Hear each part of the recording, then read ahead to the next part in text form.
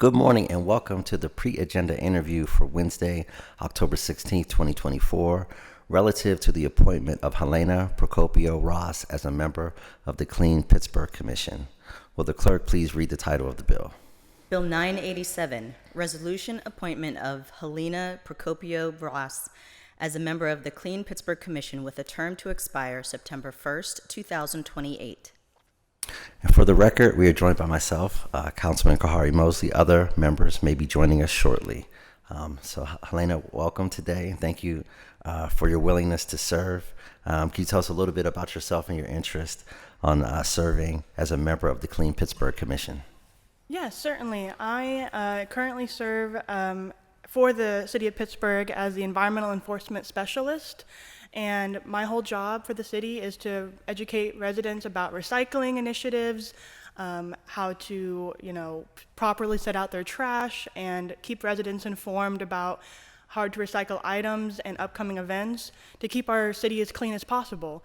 And so this only made sense for me to serve in this capacity as well to, work with other like-minded individuals across the city and other nonprofits and organizations to further enhance the city's goals and all of our other goals to keep the city clean and promote environmental initiatives. So I'm glad to be here. And in the past, I even worked for the Kansas City, Missouri, as a recycling technician. So, I've already had prior experience with recycling initiatives and, in my past roles as well. So that's why I decided to join the commission.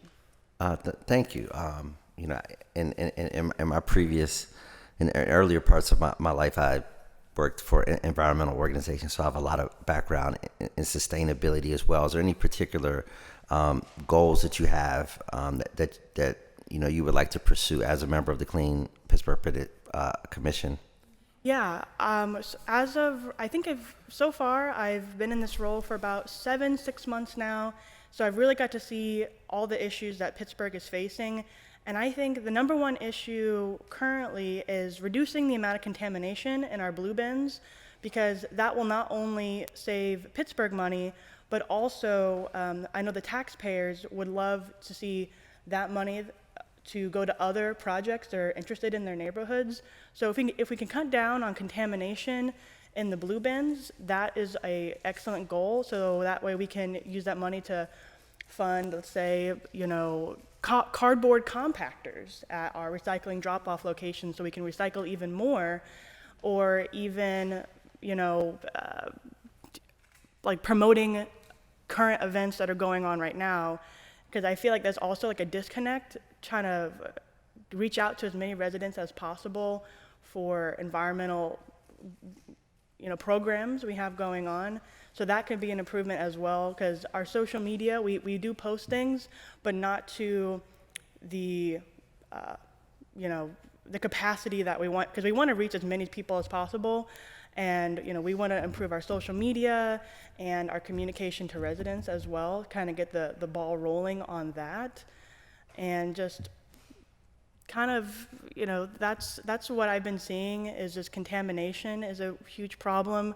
And directing residents to the correct resources and programs for their hard to recycle items like TVs, refrigerators, couches, so that way they're not likely to dump them secretly, but more getting those items to the correct place, so that way we can have better neighborhoods that are cleaner and more appealing to the eye, and make those neighborhoods more appealing for people to move there. So it's kind of just, that's what I'm looking forward to in this position, to see Pittsburgh change, to have cleaner communities, and just everyone's more aware of all the resources that we have, and it's not like hard to find information. So that's kind of the overarching goals that we have in my department. Thank you. And could you elaborate a little bit for the public? What kind of contamination happens within the blue bins? Yeah, certainly. Right now, the hot topic items are styrofoam. Okay. And greasy pizza boxes, believe it or not. and takeout containers, which is also styrofoam, because even though we do have a bag ban in Pittsburgh, we're still seeing a lot of bagged recyclables that only clog up our recycling plant down here in Hazelwood. So we're still trying to reach out to residents, like, please do not bag your recyclables. And if you do have plastic bags from grocery shopping, most grocery stores do have a plastic bag receptacle to recycle those bags. And so I would say styrofoam, plastic bags, greasy pizza boxes, and like scrap metal. We have scrap metal drop-off sites, at most of our recycling drop-off centers here in Pittsburgh. So those are kind of like the hard ticket items that we're really trying to stress to residents to not put in the recycling containers. And then hard plastics, like durable goods, like your laundry hampers, your Tupperwares. Even though those are plastics, those are not recyclable, unfortunately, in our region, simply because we don't have a market or like a factory to kind of grind those hard plastics down to be recycled. And so there's like a disconnect with the type of plastics. And so we're trying to just make our messaging as clear as possible for what items the Pittsburgh can take, and educate residents on where to take those items, or unfortunately tell people you have to put them in your trash. So that's what we're just trying to clear up any confusion, because there's always new markets emerging, and we're just trying to improve our regional information to the residents so everyone is clear as day on what's recyclable. And we're trying to get grant money for an app for Pittsburgh. Like there's other states have like Recycle Coach, so you can quickly look at your app and scan something at the grocery store that says, oh, this packaging is #1 plastic, so it is recyclable. So we're trying to think of fresh new ideas that we could implement in Pittsburgh to improve that contamination and make it more modern.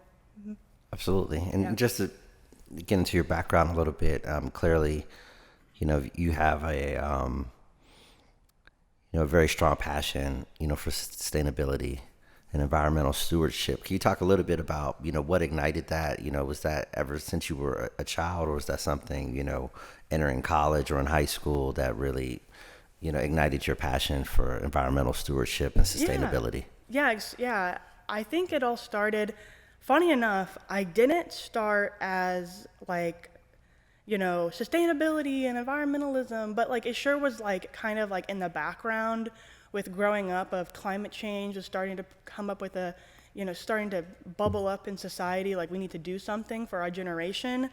But when I was in culinary school, I had a real passion for becoming a chef, and I went to culinary school, and I was a part of their sustainability and gardening club in college, and I found that I kind of liked that more than being in the kitchen. And so I shifted from culinary school to get my degree in environmental science, and kind of just took off from there as I learned more about the changing weather and the sustainability and recycling issues. And I joined another club while I was in this different college called the Sustainability Enforcement club, and we would have protests and green events at the college, and that kind of all just took off from there, with my passion for gardening and environmentalism starting in Kansas City. And it also helped too that I was able to get a part-time job working at the drop-off centers in Kansas City, so I saw firsthand because Kansas City kind of has a similar vibe and population size as Pittsburgh. So I saw firsthand how disjointed the communication to residents versus what was available to everyone. So that's kind of how it all took off for my career in sustainability and environmentalism. So that's how I ended. Oh, and then I ended up in Pittsburgh because I did a brief stint at Penn State growing plants for one of their laboratories, and I heard about this opportunity in Pittsburgh, and I was like, There you go. It's even like it's a step up from recycling technicians to where I could actually outreach to residents and update web pages and make flyers and other communication means to residents and kind of get the word out about recycling. So that's how I ended up in Pittsburgh and how it all began. Absolutely. Yeah.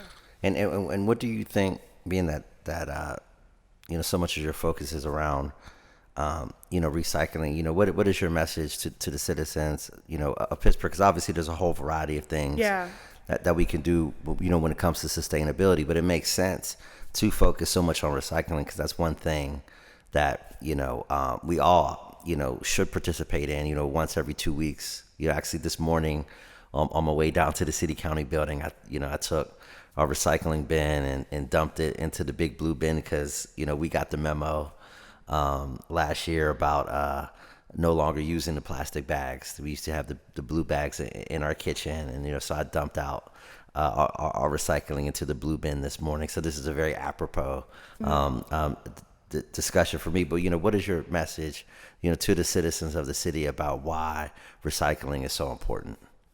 Well, the overarching message I want to say to the citizens of Pittsburgh and also my department, we know it's difficult to recycle because there's so much mixed messaging, and it's so much like the packaging is constantly changing for your items, especially with the economy that changes how things are packaged, and then you're like, I'm not sure because now it's a little different, or the packaging is lighter or a different material. And so we know it's frustrating, and we don't want this to all be on the citizens. That's why we are constantly thinking of new programs and ideas to recycle items and keep the messaging fresh and reach out to as many resources as possible, and collaborating with other members at the Clean Pittsburgh Commission, like whether it's Pennsylvania Resources Council or the Pittsburgh Parks. So that way, if we can all agree that this have similar messaging, so that way when you go to the Pittsburgh Parks, you do have a recycling container, and it's not only here and there, and updating the current messaging we have in Pittsburgh to for what we've had. And so we empathize that recycling, there's messaging out there that says, oh, Pittsburgh doesn't recycle, or only a certain percentage actually gets recycled, and that's not true. Pittsburgh is doing everything in our power to recycle everything that you put on the curb. And if you can't put it on the curb, we are making sure we have different mediums to tell residents what to do with those items. Mm-hmm. And I just have a couple more questions. You talked about some forms of hard plastics and styrofoams, as well as greasy pizza boxes and those kinds of things that are contaminants, for the things that should go into the blue bin. As you said that currently the city doesn't have facilities to deal with those kind of items. Are there private entities in the region or places folks can go if they want to be responsible and not want to put it in the trash with the regular refuse? Is there anywhere that to go, or currently are our citizens kind of stuck with just putting it with the regular refuse? For styrofoam, the only entity in Pittsburgh that will recycle bulk styrofoam, like if you got a brand new refrigerator or TV, if it's a big piece of styrofoam, Appliance Warehouse in the South Side Flats will take that for free. And they also take free-on appliances like refrigerators, AC units for free. Construction Junction, there is a small fee for free-on appliances, but they don't take styrofoam. But hard plastics, as far as we know, there's no private entity or recycler for hard plastics. So that will have to those items will have to be just in the, you have to take them to if you have a lot of hard plastics, take them to a transfer station, or put them up on eBay, because they're probably still in good condition. Like if you have like a trash can you don't want anymore, a trash can is still a trash can if it's not cracked. So maybe a college student down in Oakland wants something to refurbish their apartment when they're moving in. And it's good to see like if somebody wouldn't mind a slightly used item if it's still usable. Otherwise, those items will have to end up in the trash, unfortunately. So, but bear in mind, we are hot on the case of as soon as we hear any new company in our region that's taking those items, we will definitely have our nose to the ground on telling residents as soon as possible if we hear anything or any fresh news regarding interesting items like mattresses or carpets, but even if the city of Pittsburgh doesn't have stuff, there might be like hit up Michael Brothers. They're another good recycling company next to us that they might take items that we don't take because they kind of have more flexibility, and that's all that we know of right now. And if you have electronics or household hazardous waste, we encourage residents to register at the Pennsylvania Resources Council website, and also check on their web. And then even if they're not a City of Pittsburgh resident, they just check on their website to see if they have an Allegheny County event. So we just try to urge residents to, go on that website for their electronics and hazardous waste. Those are the kind of the hard ticket items that we know about where to take them as of right now, but that's all we know. And we would definitely let residents know as soon as possible as we hear anything different. Thank you. Is there anything you want to say in closing? No, I'm excited to be here and communicate my ideas to the Clean Pittsburgh Commission and collaborate with each other to have a cohesive message to all of the residents and for a cleaner Pittsburgh in the future. Thank you. I also want to mention that we are joined online by my esteemed colleague, Councilwoman Barb Warwick. Councilwoman, do you have any questions for the interviewee? Yeah, hello. Sorry, I'm en route. Apologies for not being there in person. Yes, thank you so much for being here and for your willingness to serve. I actually heard you speak at the Hazelwood Initiative meeting not too long ago. So, as Councilman Mosley said, you really appreciate and admire your passion. As far as question, Councilman, boy, you are quite the interviewer. You covered all the bases, which is great.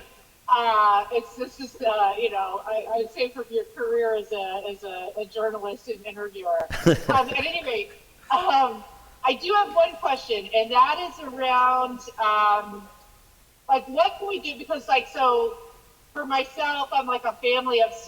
You know what I mean? It's like it just feels like impossible to not just I'll be in the store and I know that folks are in the same boat. We're like, oh man, I want to buy these.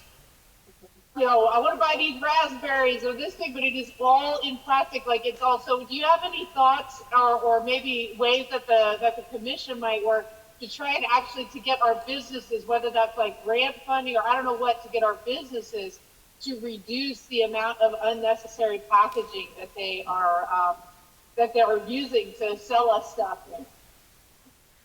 Yeah, the clamshells that berries come in.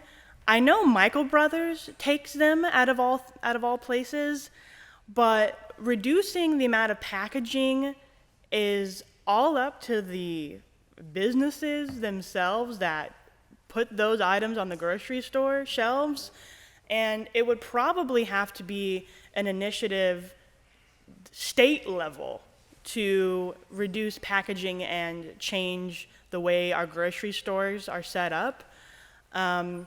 But, on the small scale level, the commission, we could, think of get grant money for like collection zones within the city for packaging of those weird items to then take them to like a private entity like Michael Brothers Or one of my goals is to kind of mimic Kansas City, where they have glass collection areas all around the city rather than it being collected curbside, because that way it's more efficient for the city's budget and also more efficient for residents too, because then we can get more glass in one big bulk container than it being broken up into the curbside bins, potentially hurting our drivers as they're picking it up too.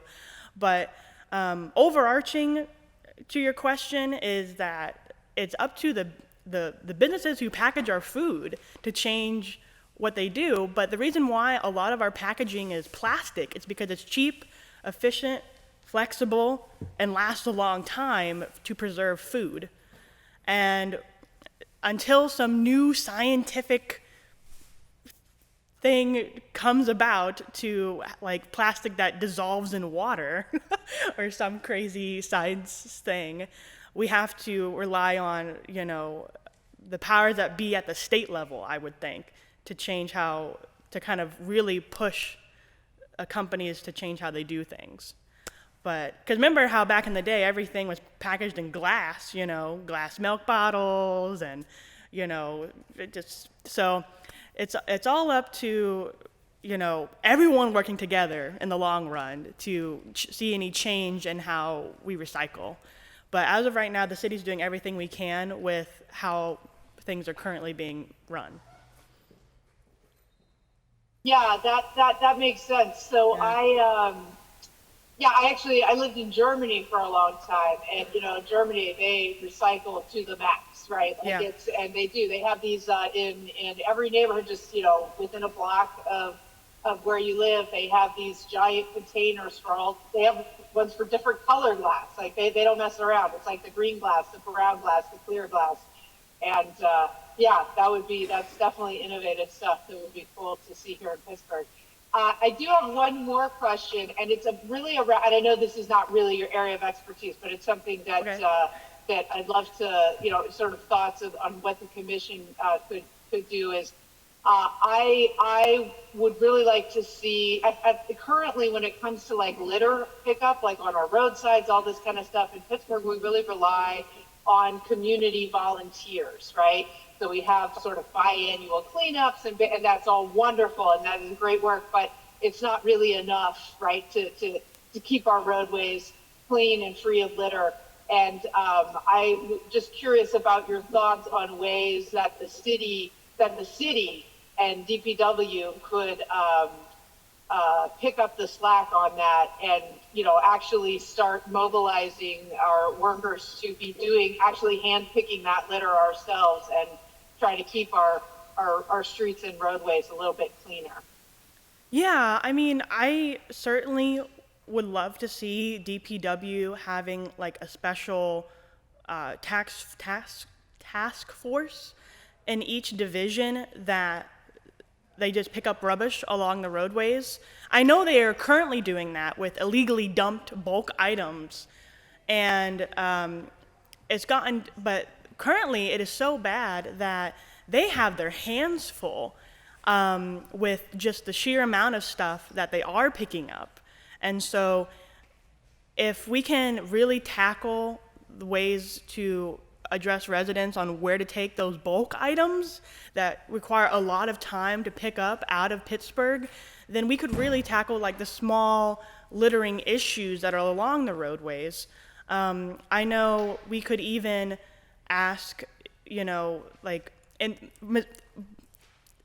referring to my time in Kansas City where I grew up, they had a program for high schoolers to volunteer, and so often we would have volunteering events for high schoolers to pick up trash alongside the roads, and we would have like dedicated roads for like high schools to pick up, and if the high schoolers did 50 hours of community service, whether it be picking up things on the side of the road or helping teachers or helping at any of the other nonprofits, then they would get like reduced tuition at a community college or something. So that's what, like, you know, we would do in Kansas City.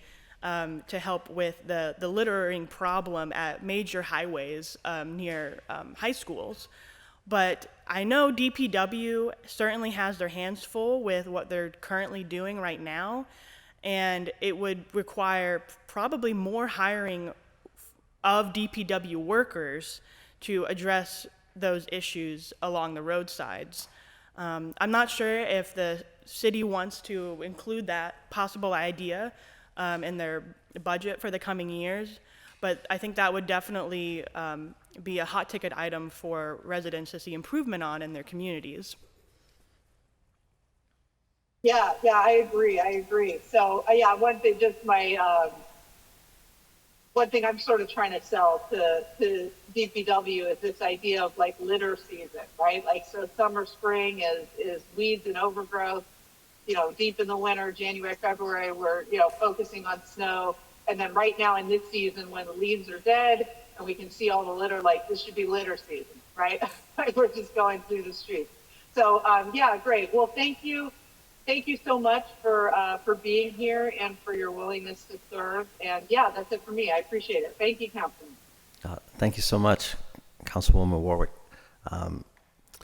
Helena, is there anything else you want to add? No, I think I've covered everything, and just overall, we know recycling's frustrating for city residents, and we are doing our best to communicate all of our resources in every format possible. And we are trying to get grant money to modernize our ways to do that and improve recycling all around for the city. So just make sure you follow us on Facebook and look at our press releases that we pop out. And there's also handy brochure drop-off holders at our recycling drop-off locations that I put paper copies in if you don't have access to a computer. That's that option as well. And feel free to talk to your leader of your community for your community meetings if you would like to have me speak, because I also do that around the city as well. So I'd be happy to speak at your community if you have any other pressing concerns. So that's it for now. Well, I want to thank Councilwoman Warwick for joining us, as well as Helena. I want to thank you for your willingness to serve, and having exhausted the business of this pre-agenda interview, this meeting is adjourned.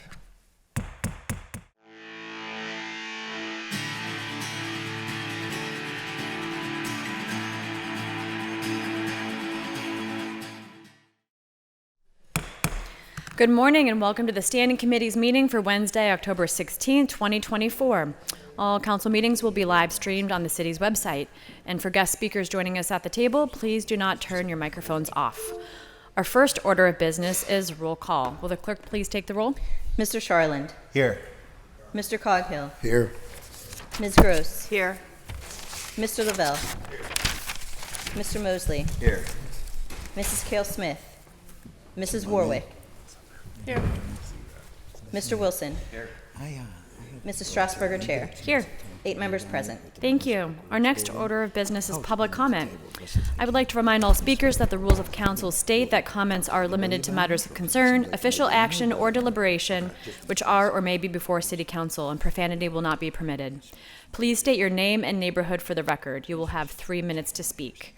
Our first registered speaker is Charlie Ellison.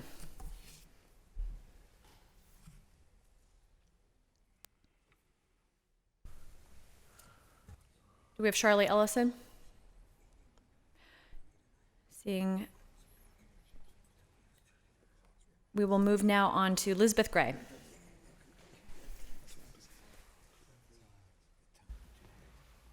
Okay, let me get this up here. Good morning. My name is Elizabeth Gray. I live at 2105 Sarah Street on the south side. Today I am representing Oakland Planning and Development Corporation, 294 Semple Street in Oakland. For nearly 10 years, I've worked with OPTC on quality of life issues in Oakland. In that capacity, I have documented every variety of refuse and litter problem imaginable, filed thousands of 311 tickets, and attended hundreds of housing court hearings with PLI and DPW environmental services inspectors. I have seen firsthand that the system, even when it's working exactly as it's supposed to, which isn't always, doesn't work as it should. Quality of life program like cans blocking sidewalks, front yards strewn with litter, and open cans left sitting at the curb are not the kind of thing that can be remedied over a course of a week or 2 or 3. These are threats to public safety and public health that need immediate attention. Forcing city inspectors to make return visits, mail multiple notices, and spend hours in court, all to address the accumulation of litter around one property's front step, is a waste of public resources and doesn't deliver the results residents need and our community deserves. Quality of life ticking will make enforcement simpler, more straightforward, and easier to understand and more effective. Tenants need to be made aware of the city's rules for trash and recycling, but it's ultimately the property owners who are responsible for keeping their properties clean and safe, providing sufficient garbage and recycling cans, and designating appropriate places to store them. Enforcement needs to be clear that landlords are responsible for their buildings and their tenants. At the same time, OPDC is concerned that ticketing not create new hardships for most of our most vulnerable residents, people who don't have access to computers, people who can't easily manage bending and stooping and moving heavy cans, people who are afraid of their landlords or their neighbors or the police. Tickets should be made clear in multiple languages that help and supportive services are available for people struggling, and make it as easy to remedy or abate and appeal violations as it will be for the inspectors to issue them. Thank you very much. Thank you very much. Our next speaker is Deborah Blackwell Battle.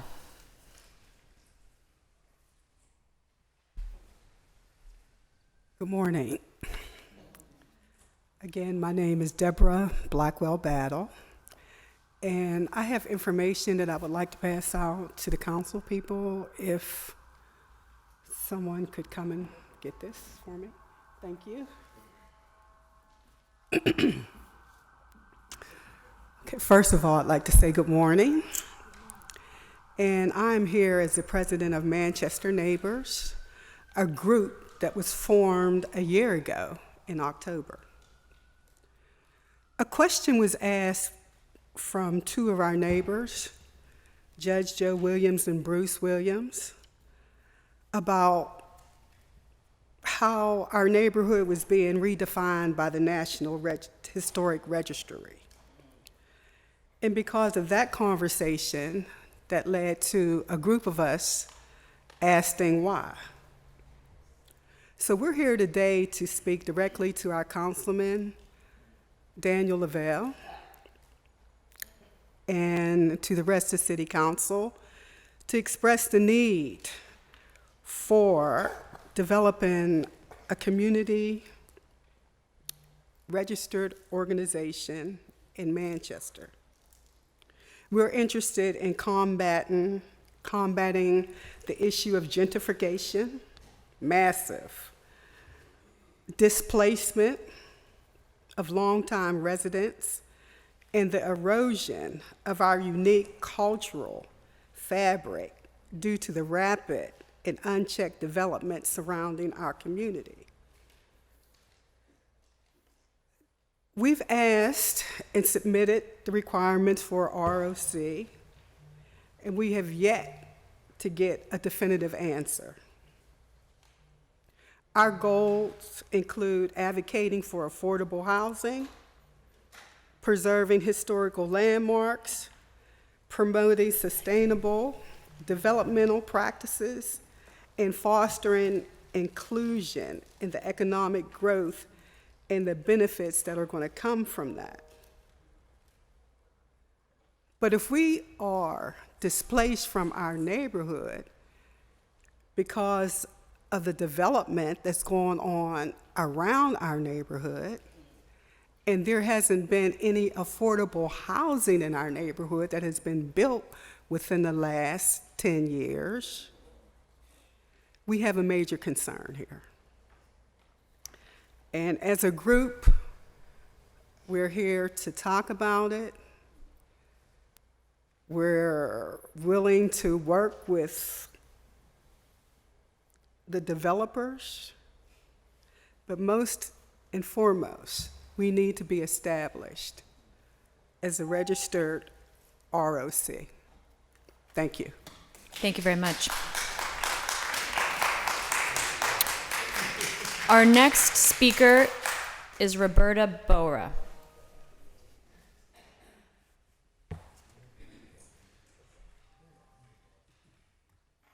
Good morning. My name is Roberta Barra, and I'm from the Manchester neighborhood. I'm the Vice President of Manchester Neighbors. I'm here along with my neighbors and board members to speak directly to Councilman Lavelle. Councilman, you met with us on Wednesday, September the 25th. You looked us in our eyes, all 16 of us, and promised from your lips to sign the papers for us to become an RCO. And then you texted our board chairman, Bruce Williams, thanked him for the meeting, and promised him in your text to sign the papers the next morning. Well, he was flabbergasted when he called me on good faith to check in to see if the papers were signed. And I had to report to him that they were unsigned. I then came to your office on October the 2nd, your birthday. Happy belated birthday. And I waited in these chambers for an hour and a half to meet with you, only to learn that you rushed out, you ran from the meeting with me, then to learn that you told someone else that I was the one that left. Not true. So, Councilman, is it safe to call or assume that you are a liar? Or maybe a sneak? Or maybe a coward? We truly believed that you were going to sign the papers. I believed that you meant well, but you allowed fear, F-E-A-R, to stop you from keeping your promise. When you get paid to serve the people, especially the Manchester community, the ones that campaigned for you, hosted a neighborhood backyard reception for you to secure votes, the ones that brought a busload of people down here to your office to thank you, the only fear that you should possess is F-A-I-R. We are here today for fairness. We just want to be treated fairly. Keep your promise. Be a man of your word. Mark Brentley may have been more trustworthy when he ran for you. You haven't had an opponent in years, and I'm putting you on notice today that we are grooming somebody from Manchester to take your seat. We need somebody who cares about Manchester, and it doesn't seem like you do.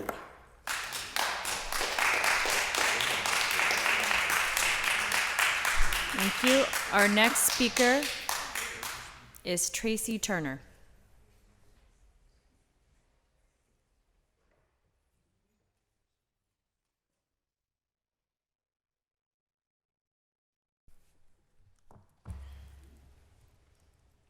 Good morning. Councilman Lavelle, do you remember our meeting with Manchester neighbors on September 25th of 2024? Councilman Lavelle, do you remember who was at this meeting? Most of us are here today. Councilman Lavelle, do you remember you promised what you promised the community? Councilman Lavelle, you informed Manchester neighbors that you would provide a approval letter submitted to the Pittsburgh Planning Department for RCO approval for Manchester neighbors. Councilman Lavelle, you said that you understood the gentrification problems facing Manchester and the $2 billion investment surrounding our community. Councilman Lavelle, we are still waiting on the letter. that you promised us. We asked you twice, are you going to do this? Your response was yes, yes. Thank you.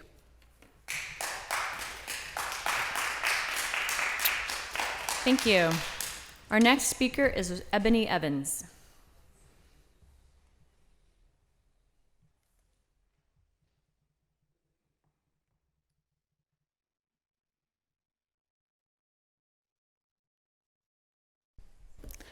Hi, I'm just here to represent the Manchester neighbors to ask Councilman Lavelle to please sign the letter. I was there at the meeting September 26th and heard you promise the entire room that you would sign a letter in order to support the community to become a registered community organization. Thank you. Thank you. Our next speaker is Taylor Woodruff.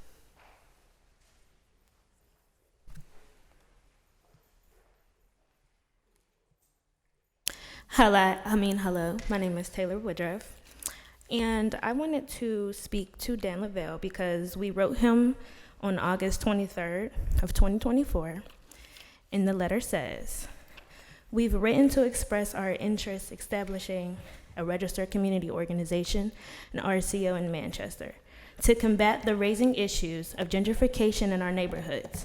We are deeply invested in the well-being of our communities, and we have observed firsthand the displacement of longtime residents and the erosion in our unique community, in our culture, fabric due to rapid and unchecked development surrounding our community. Our mission is to propose the RCO to ensure that the voices of the resident are at the forefront of any development discussions, that the new projects and the designs are in the best interest of the existing community. Our goal includes advocating for affordable housing, preserving historical landmarks, promoting sustainable development practices, and fostering inclusive economic growth that benefits all residents. We are aware of the essential roles of that a registered community organization plays, shaping development projects and ensuring that the alignment that needs to be done within the community. By forming this RCO, we aim to provide a structured platform that residents can collectively advocate for the rights and the works alongside of city officials, developers to create equitable solutions that protect the characters and affordability of our neighborhood. So we met with you and you agreed to sign the letter, but I was there, we all sat at that table, and you have not written the letter yet. So I'm just wondering, and everyone here is wondering, why haven't you signed the letter? Thank you. Thank you. Our next speaker is Darlene Wiggins.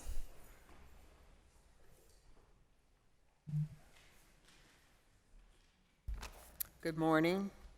I'm Darlene Wiggins, resident, homeowner in Manchester, and a member of Manchester Neighbors. I answered my door one day, and there was a councilman campaigning door to door, Dan Lavelle. I was impressed he would go door to door. My question then is the same today. What are you going to do for Manchester? Historically, the Hill District has had the attention with proposals, plans, and etc., and we know what happened to East Liberty. I'm here to fight for my neighborhood, where my family has lived since 1961. My neighborhood, Manchester, is going through gentrification. The house across the street from me was condemned property, bought and developed, renovated, and sold for $430,000. 2 doors down from that property, the house was sold for $220,000 10 years ago. This year, it's sold for $487,000. I have 2 generations behind me, and they can't afford to buy or rent in Manchester. There are $2 billion proposed developments that surround us, but no affordable housing developments. Today, I am here to ask my city councilman, Dan Laval, keep your promise. Send a letter of approval to Pittsburgh Department of City Planning for Manchester Neighbors RCO application. Thank you. Thank you. Our next speaker is Pamela Pryor.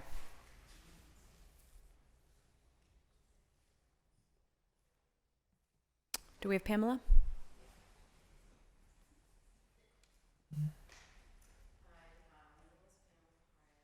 I'm a resident of the North Side. I attended the meeting in September with the rest of my partners.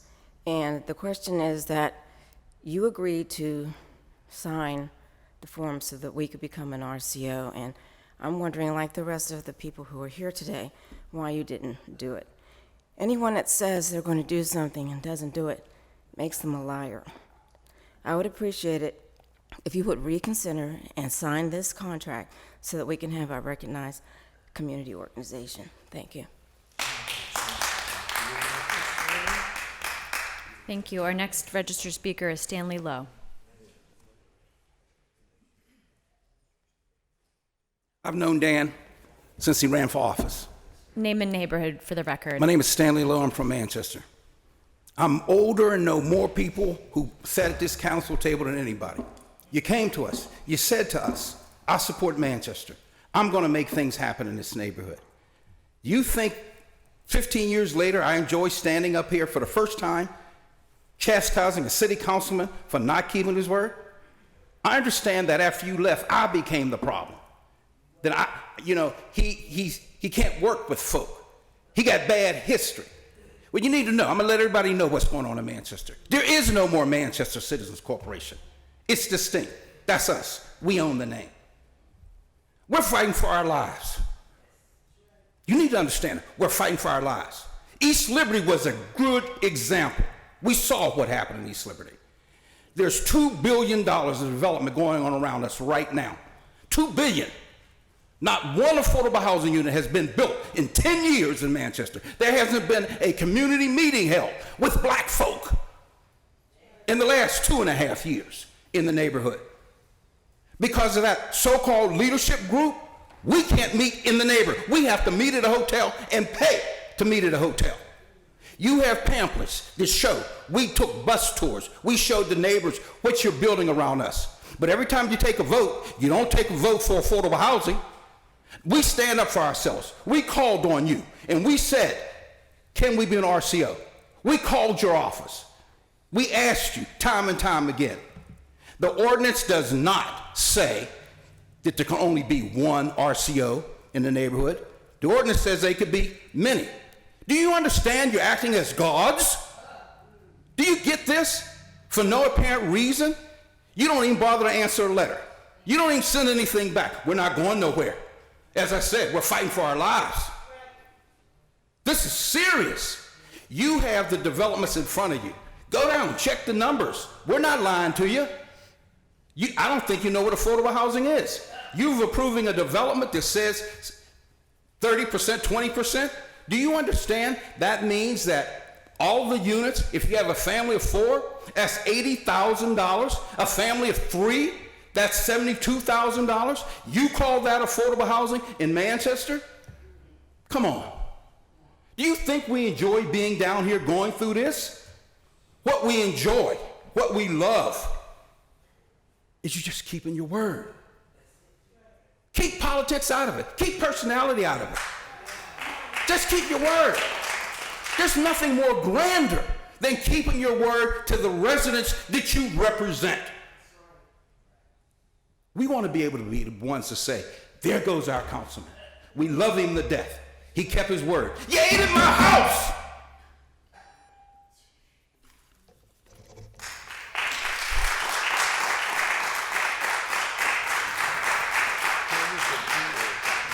Thank you. Our final registered speaker is Chief Ikahana Helmakina.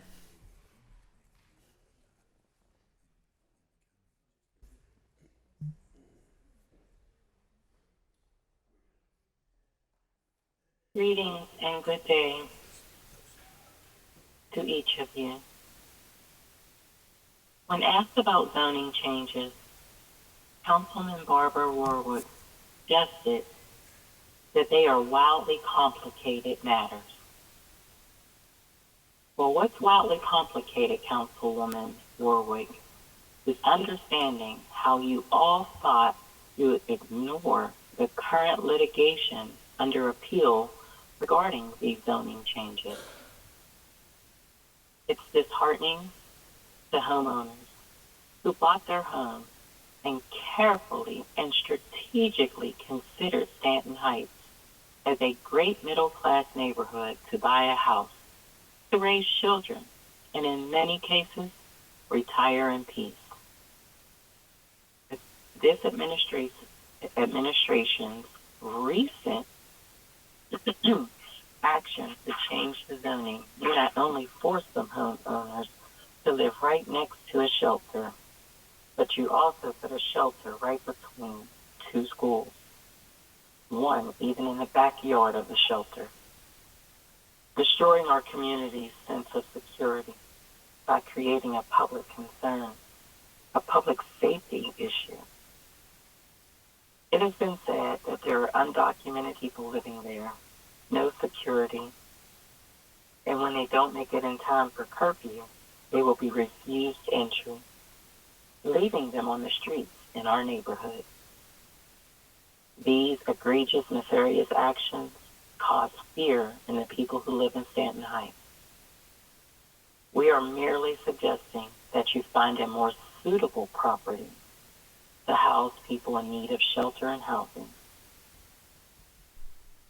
Hear the collective voices of the people and act in good faith. I'd like for all 9 of you to honor your oath and serve the people and listen to the people that you were elected to serve. Thank you for your time, and may you deeply consider your actions. Thank you. There being no further registered speakers, we will now take comments from those in the audience wishing to speak. Are there any speakers wishing to come to the podium? Take your time.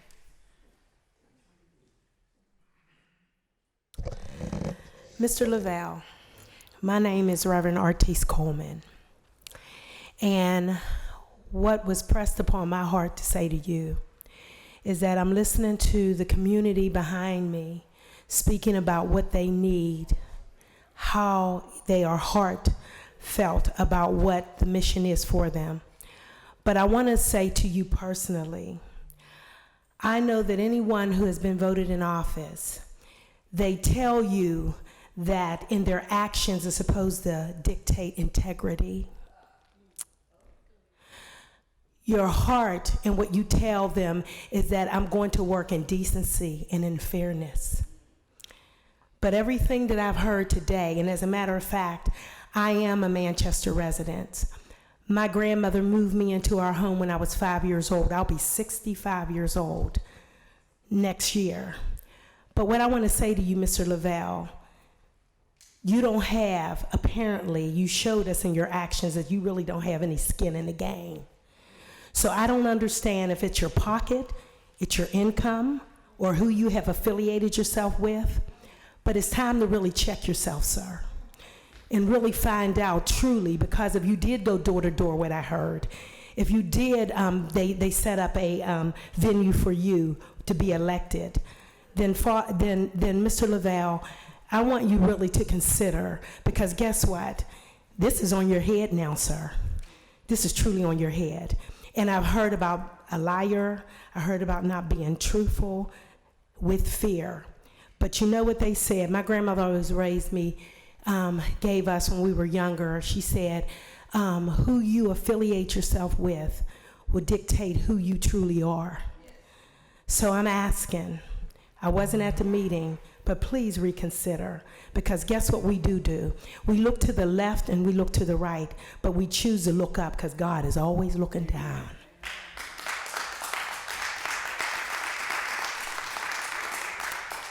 Next speaker, please.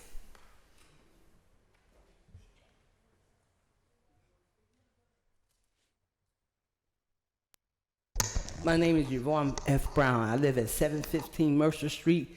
That's the Katie Road Tires at the top of Bedford. I want to thank Manchester. I want to thank every one of you. Anyone that comes in this chamber, because this is our chamber. This is the citizens' chamber, even though they act like it's theirs. When you come, you hear me clap. I may not agree with everything that you say, but I'm letting you know I am listening to you. They are on their computers. They are on their phones. They even get off, will leave the table, go tap on the phone on the corner. They will also use tablets. And all of you calling down, you need to come down and scare them. They don't like a lot of you down here. Come down and watch them, because I watch them. And I've been doing this for so many years, it's starting to hurt my heart that the disrespect that I get in here. My husband, Harold Brown, with Stanley Lowe's know. My husband worked for the Housing Authority 20 years ago. 20 years. Out there at Lamar Avenue, that building was full of asbestos. 3 of them had strokes. Alan Smart died. My husband had 2 strokes, and another one, he's had another one. When I seen Stanley in here, I said, ooh, Stanley, because there was money supposed to be missing, and I said, Stanley, you ain't no good. I was saying bring him back here to put him in jail. This man hugged me, you know what? And I'm looking, now if I can talk about him going to jail, and this man can hug me, and I hugged him. I said, I don't want to hug you old, but I did, because you understand. I said for him to go to jail, and he still came down here and came in here and hugged me. I'm not anything but just a citizen.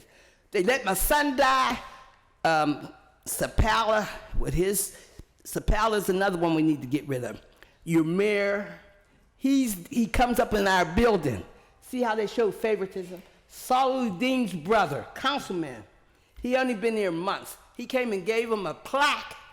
He spent money on a plaque, but also gave proclamation. Proclamations ain't nothing, you just give it out like water. But anytime you politicians won't come twice a week, I've been here more than them. Dr. Miller figured out I've been here maybe 4,000 or 5,000 times, and they've been here maybe 1,000 something, because they don't come, or if they do come, they're on their computers. Let me tell you something. God is good. I have an 11-year-old daughter that took, and she wrote a note, but it ended up a proclamation, because she had 49 yeses when she said they're not respecting us. Do you understand? My children know what respect is, and yins don't. I've been coming down here. I am, in 2 years, I'll be 80. I started coming down here when I was 50, and I'm still coming, and someone needs to tell yins that you're wrong. Thank you. Are there any further speakers? Hi, my name is Donna Swan Rucker, and I am an ex-resident of Manchester, but my heart is still Manchester. I'll be 70 years old this month, and 50 years ago, my parents, Ralph and Orma Swan, built their first house. The first house that was built in Manchester was built by my parents 50 years ago, May. And it's a shame, 50 years later, we're still fighting for the same thing. You put people in office that you trust, and that you feel that, okay, you see some hope.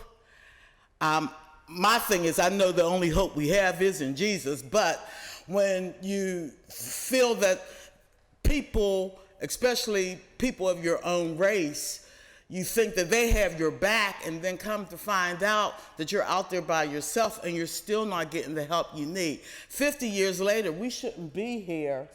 We should not be here. We should be thriving. 50 years? 50 years. That's half of 100. Come on, half of a century. And there's nothing being done? I'm like sitting in my seat. I'm like dumbfounded about this. Something needs to be done. And if we can't trust politicians, that's who we put in office. We do that. We put politicians in office thinking that, okay, we know everything's not going to be covered, but you can't do one thing like write and sign a letter. That's to me, that is just so asinine. Why can't that be done? You know, so my thing is, you know, if you can't get the job done, then maybe you need to get somebody that can get the job done, because people's livelihoods. I would love to be back in Manchester. I can't afford to. I can't afford to live in Manchester. And I lived there all my life. For 5 years, I've been trying to get back to Manchester, and I can't afford to. That's where I was born, raised, right down in Manchester. Went from Manchester Elementary to Allegheny High School, and had friends from Manchester to Allegheny. And I still can't moved back to Manchester because I can't afford to. Thank you. Next speaker, please. Good morning. My name is Seth. I knew Stanley since I was 17 years old. I'm 58 now. But I'm just here to say, would you please sign the papers? Also, I'm here to say is that I stand with good people today. I stand with people that don't tend to lie to me. I come from an action, I come from the streets. I have reformed my life into something that's totally different, and he is one of the people that has helped me. I now live in Brookline. I grew up in St. Clair Village. I am thankful and responsible and to be a friend to that man, and have worked for him since I was 17 years old. Please sign the paper and be a man of your word. Thank you. Thank you. Next speaker, please. I know I already spoke, but what I really wanted to say, and I'm new to... I'm sorry, we need to... Speak aloud. No, we need to have if you've already had your 3 minutes, oh, okay, you don't that's get it for any this more. meeting. You're welcome to come back next Tuesday. Okay. Thank you. Or send us anything in writing. We'll read it. All right. Thank you. Okay. Next speaker, please.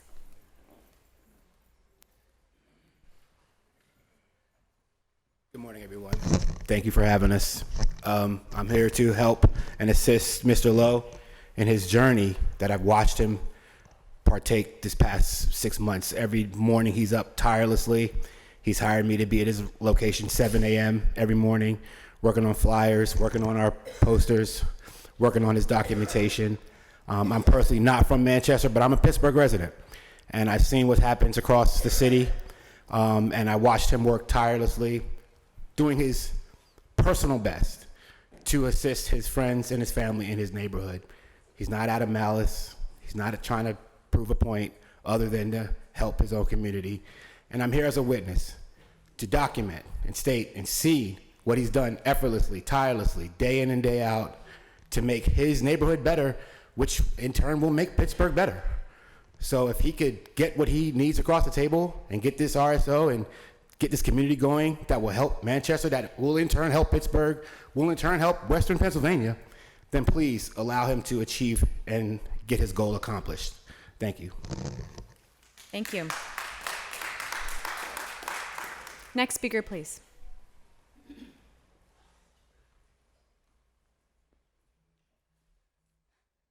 My name is Eunice Turner Saunders, and I have been a Manchester resident since I was 3 years old.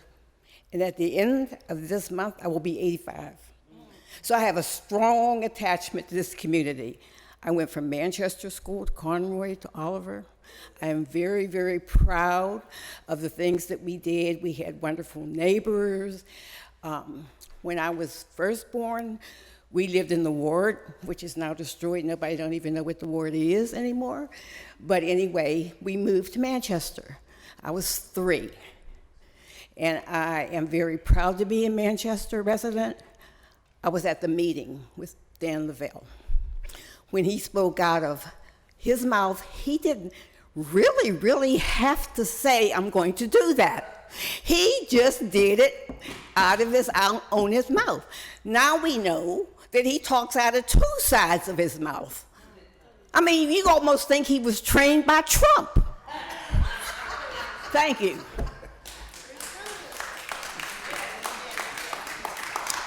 Next speaker, please.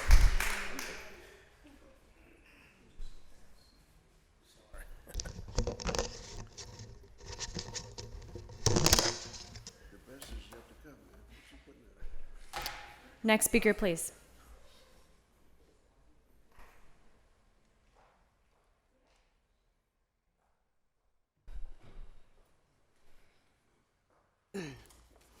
Good morning, Special Agent Sunshine. I just want to return to sender any voodoo, hexes, curses any of you may try to send to me. 100 million, billion, trillion Googleplex. In Jesus' name, I'm going to keep praying. Proverbs 19:9 says, you guys, a false witness will not go unpunished, and a liar will be destroyed. Now, if God say he's going to destroy a liar, do you think he's playing? Sit back and watch how the wicked will be punished.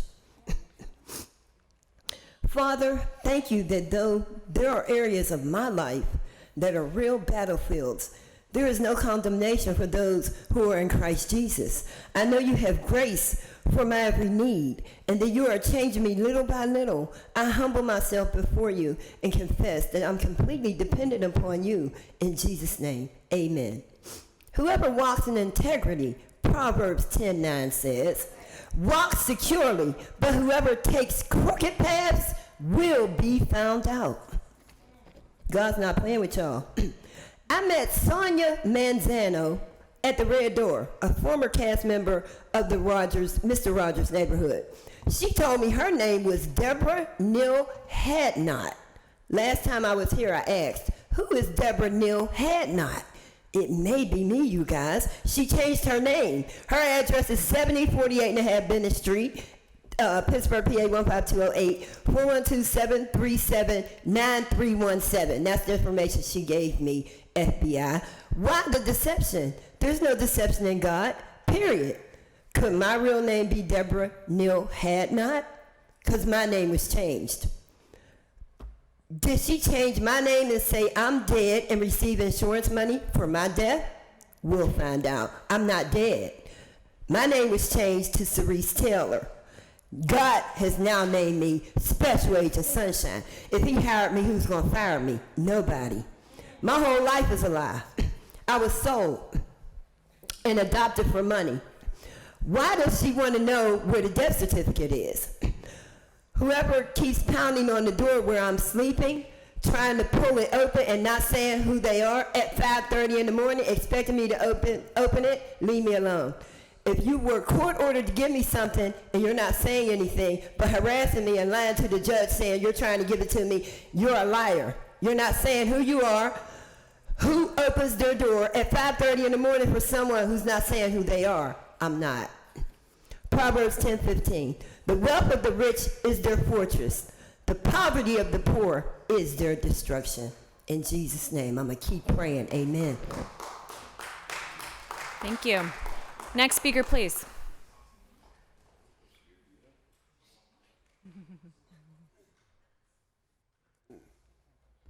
Good morning. My name is Howard H.P. Jackson, Black Political Empowerment Project. Grew up with NACP all my life in Pittsburgh. I was talking about the Willie Lynch fella, but I got to go to Woodrow Wilson. You know, 1916. You know, when he allowed the film Birth of the Nation, right? And Willie Lynch epics escalated from 1700, like I told you. Now I'm advocating about like how this president reminds me of Trump. He had the Klan marching up and down the White House. Superior. Did you hear what I just said? Scaring people to death. People of color. Transforming their minds with fear. They already went from abuse with 1700 all the way to 1916. And then it advocated with the veterans that were people of color, were abused, couldn't even celebrate in their own country and march and have a parade. That's World War I. Now World War II. Wow. There's a fellow named Truman. He escalated and had people come together because of the pressure of the world. Now we're right here again. Is Trump making a great example today to make you get out there and vote so we don't have this chaos? Because he's done escalated. You know, it's like every time we get somewhere, like with LBJ, we get set back again about another 50 years. And it's every 40 years that we have a transmission, you know, a change.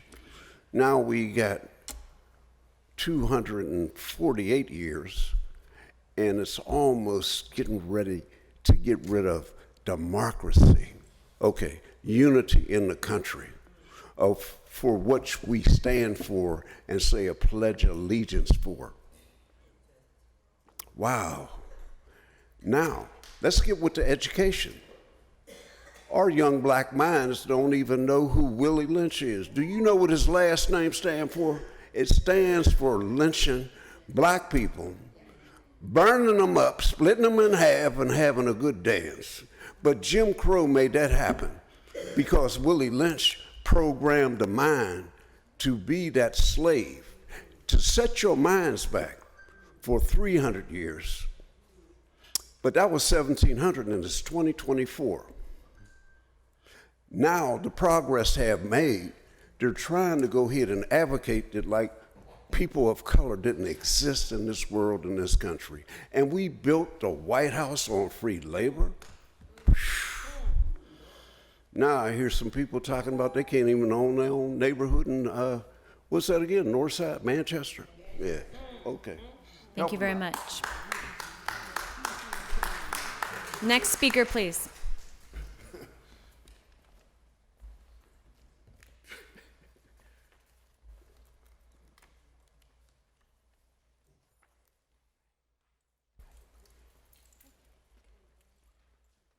Good morning. My name is Rashawn Smith.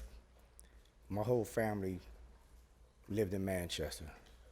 My grandfather, Jack Smith, helped build and maintain half of Manchester.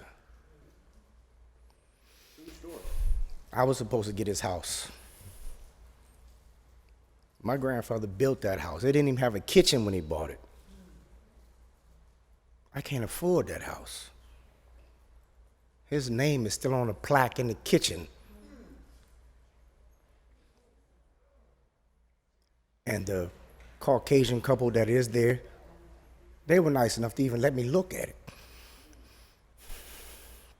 it. I'm also an iron worker. So we also know when things are being built before they're actually built. So we know about the plans. We know about the money. Because the iron workers are making the bids on who gets to build it. But y'all leaving out us. Y'all changed Chateau Street overnight. Didn't even send a letter to tell nobody.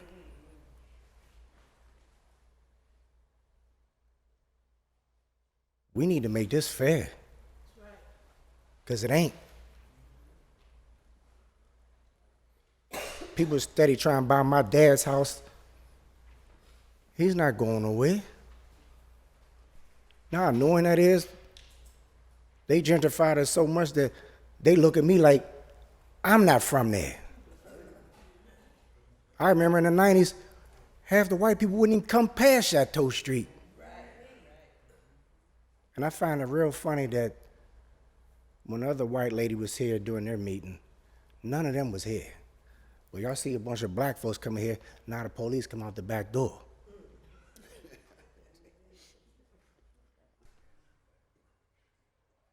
I've been on both sides of the fence.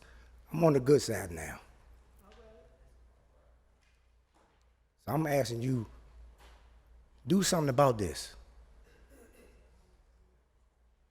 I tried to buy property there that was abandoned. They told me I couldn't do it. I asked Stanley to help me. They shut us down. But then you got white people come in and all of a sudden the rules have changed. They buying up everything, rebuilding it. They told me, oh, it's historic, you can't do that. Don't none of them new houses they built look historic.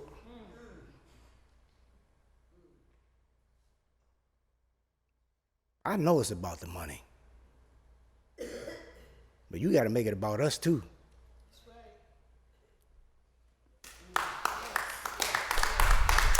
Thank you. Next speaker, please.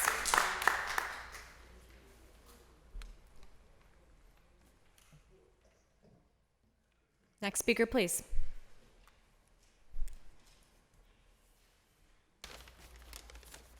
Hi, my name is Zoe Lardis. I am an Oakland resident. My husband's family has lived in Oakland since the 1940s in the same house. So I am truly invested in Oakland. My kids have gone to school in the city, in Oakland, and for city schools, and so I'm there. I'd like to know how many of you today, when you leave here, when you go home, are going to have to dodge garbage to get to your house, or walk in the street to get around pails that have been sitting there for, I'll say days to be nice, but it's more than days. All right, there's a problem. On any given day, I can't walk through my old neighborhood without dodging that garbage or being assaulted by the refuse smells that are coming from garbage that's been sitting out in the rain or the sun or just time. All right, there are overflowing garbage pails. I'm dodging pizza boxes, broken glass. It's ridiculous. The reason for this is that many of the residents in Oakland, and probably in other places, seem oblivious to the rules of garbage storage and pickup times. All right, garbage is everywhere. Pails stay where they just seem to grow and stay there. All right, the full pails have also found permanent residents in front yards and on sidewalks, in a lot of places where there really should be plants or nothing. All right, many of those pails don't have lids, which means garbage will blow around or get wet, which causes other problems. Some of the pails are so broken that there really aren't pails. When a garbage pail is missing its bottom and it's still being used, it's a problem. All right. Then we also have the recycling cans that the other day I walked past, there were banana peels in the one. I don't think they recycle those, not in that way. All right, so it becomes a problem. All right, the result of this is that a lot of the garbage does not get picked up. It cannot get picked up because it is not properly presented to the garbage. I'm not blaming the people who collect the garbage, but the garbage starts blowing around like flotsam in the wind, just collecting until it rains and gets stuck to the ground. All right, this is the neighborhood that I live in. All right, and I hope it's not the neighborhood you're living in, and I hope you do something about it. All right, there is a solution to this. One of the solutions would be to send out the cards that have the collection schedules. They need to go out more than once a year. When students come in August, they don't get the schedule from the last person. All right, landlords also need to be made responsible. Thank you very much. Your 3 minutes is up. You can submit thank you. comments to Sure, us. thank you. Thank you. Any further speakers? My name is Keith Hayden. I live on the 3400 block of Parkview Avenue. That's also in Oakland. Zoe's my neighbor. She put it so eloquently, you know, I'm not sure I have more to add other than I've lived there for 34 years. And certainly within the past 7 or 8 years, the problem is people just leave their garbage cans out early or they never take them back. Litter proliferates, either animals get in or the wind blows it down. I'm part of a group that picks up litter and plants trees and removes graffiti, and the problem is certainly getting worse. So I'm here to support the proposed ordinance, the quality of life ordinance. I think it'll make a big difference because once money's involved with landlords, things tend to get done. We had a situation with a landlord, ended up in magistrate court for many rounds, and it wasn't until a fine was levied that we finally got the problem resolved. So here to support the ordinance. Please vote yes on it. Make it even stronger if you can. We'd appreciate it. Thank you very much. Any further speakers? Any further speakers?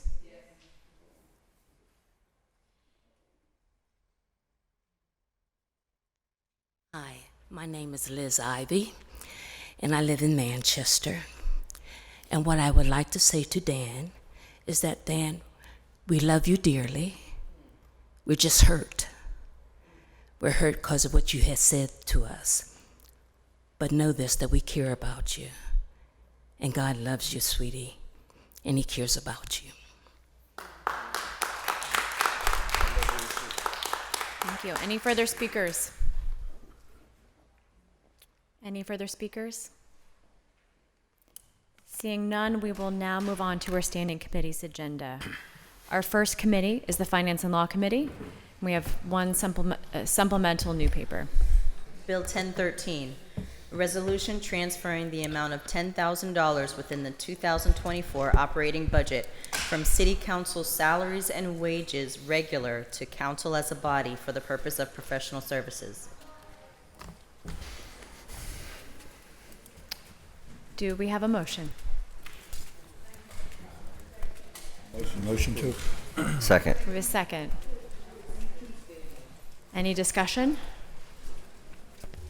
Seeing none, all those in favor of Bill 1013, please indicate by saying aye. Aye. Affirmative recommendation. Deferred papers. Bill 776, resolution authorizing and directing the Director of the Department of Finance to limit eligibility for the acquisition of properties through the city's side yard sale program to residents who own and occupy property that directly abuts the vacant lot that is to be disposed. Do we have a motion? Motion to hold 1 week. Second. Second, discussion on the 1 week hold. Seeing none, all those in favor of a 1 week hold on Bill 776, please indicate by saying aye. Aye. Aye. Aye. 1 week hold is approved. It moves us on to new papers, Bill 1009. Bill 1009, ordinance amending the Pittsburgh Code of Ordinances, Title 5, Traffic, Article 7, Parking, Chapter 550, Mobility Enhancement District, Section 550.04, Pilot Program, in order to extend the pilot program to account for delays in implementation of the Mobility Enhancement District. Motion to approve. Second. Discussion? Seeing none, all those in favor of Bill 1009, please indicate by saying aye. Aye. Affirmative recommendation, Bill 1014. Bill 1014, resolution authorizing the mayor, the director of the Office of Management and Budget, and the Department of Mobility and Infrastructure to enter into an agreement or agreements with the U.S. Department of Transportation for the purpose of receiving grant funds from the Charging and Fueling Infrastructure Program in the amount of $2,396,406.51 to support the city's equitably empowering EV ownership in the city of Pittsburgh through Community Charging Infrastructure Project. The grant requires a match from the city of Pittsburgh in the amount of $38,997.08, the Pittsburgh Parking Authority in the amount of $91,000, and Duquesne Light in the amount of $470,600 for this stated purpose, for a total project cost of $2,997,003.59. Is there a motion? Motion to approve. Second. Discussion? Seeing none, all those in favor of Bill 1014, please indicate by saying aye. Aye. Affirmative recommendation. Bill 1015. Bill 1015, resolution further amending Resolution Number 647 of 2020, effective December 23, 2020, as amended, entitled, Resolution adopting and approving the 2021 capital budget and the 2021 Community Development Block Grant Program and the 2021 through 2026 Capital Improvement Program by increasing Southside Signals tip by $437,603 to account for additional Federal Highway Administration funding being received by the City of Pittsburgh. Motion to approve. Second. Discussion? Seeing none, all those in favor of Bill 1015, please indicate by saying aye. Aye. Affirmative recommendation. Bill 1016.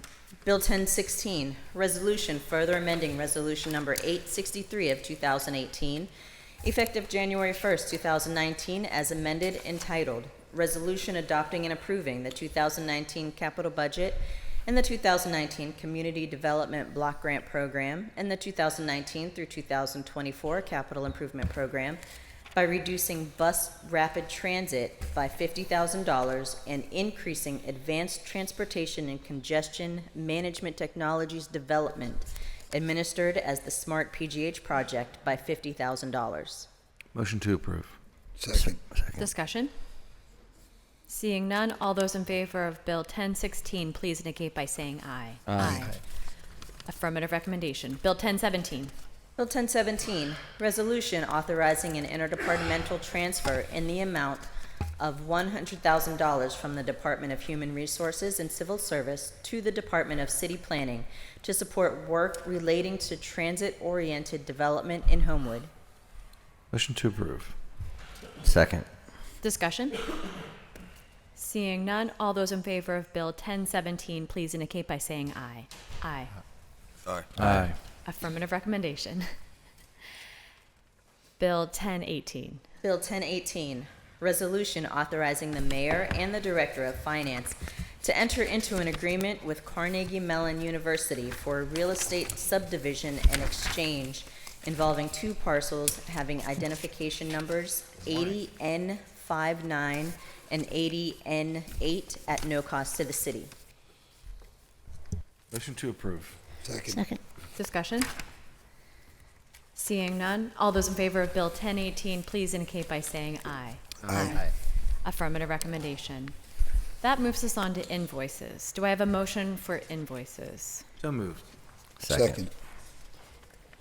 I have one note for invoices, and that is there are 15 invoices from INP to the same vendor, Informa Tech Holdings, LLC. These are all for the same training. It's Help Desk Institute training. Each invoice of $1,200 was for a different employee. And we do have the names of the employees included on the invoice summary to differentiate. So a waiver is not necessary. Any further discussion on invoices? Seeing none, all those in favor of invoices, please indicate by saying aye. Aye. Invoices are approved. That moves us on to P cards. Do we have a motion on P cards? So moved. Second. Motion to approve. Discussion? Seeing none, all those in favor of P cards, please indicate by saying aye. Aye. P cards are approved. That moves us on to Public Safety and Wellness Committee, chaired by Councilman Coghill.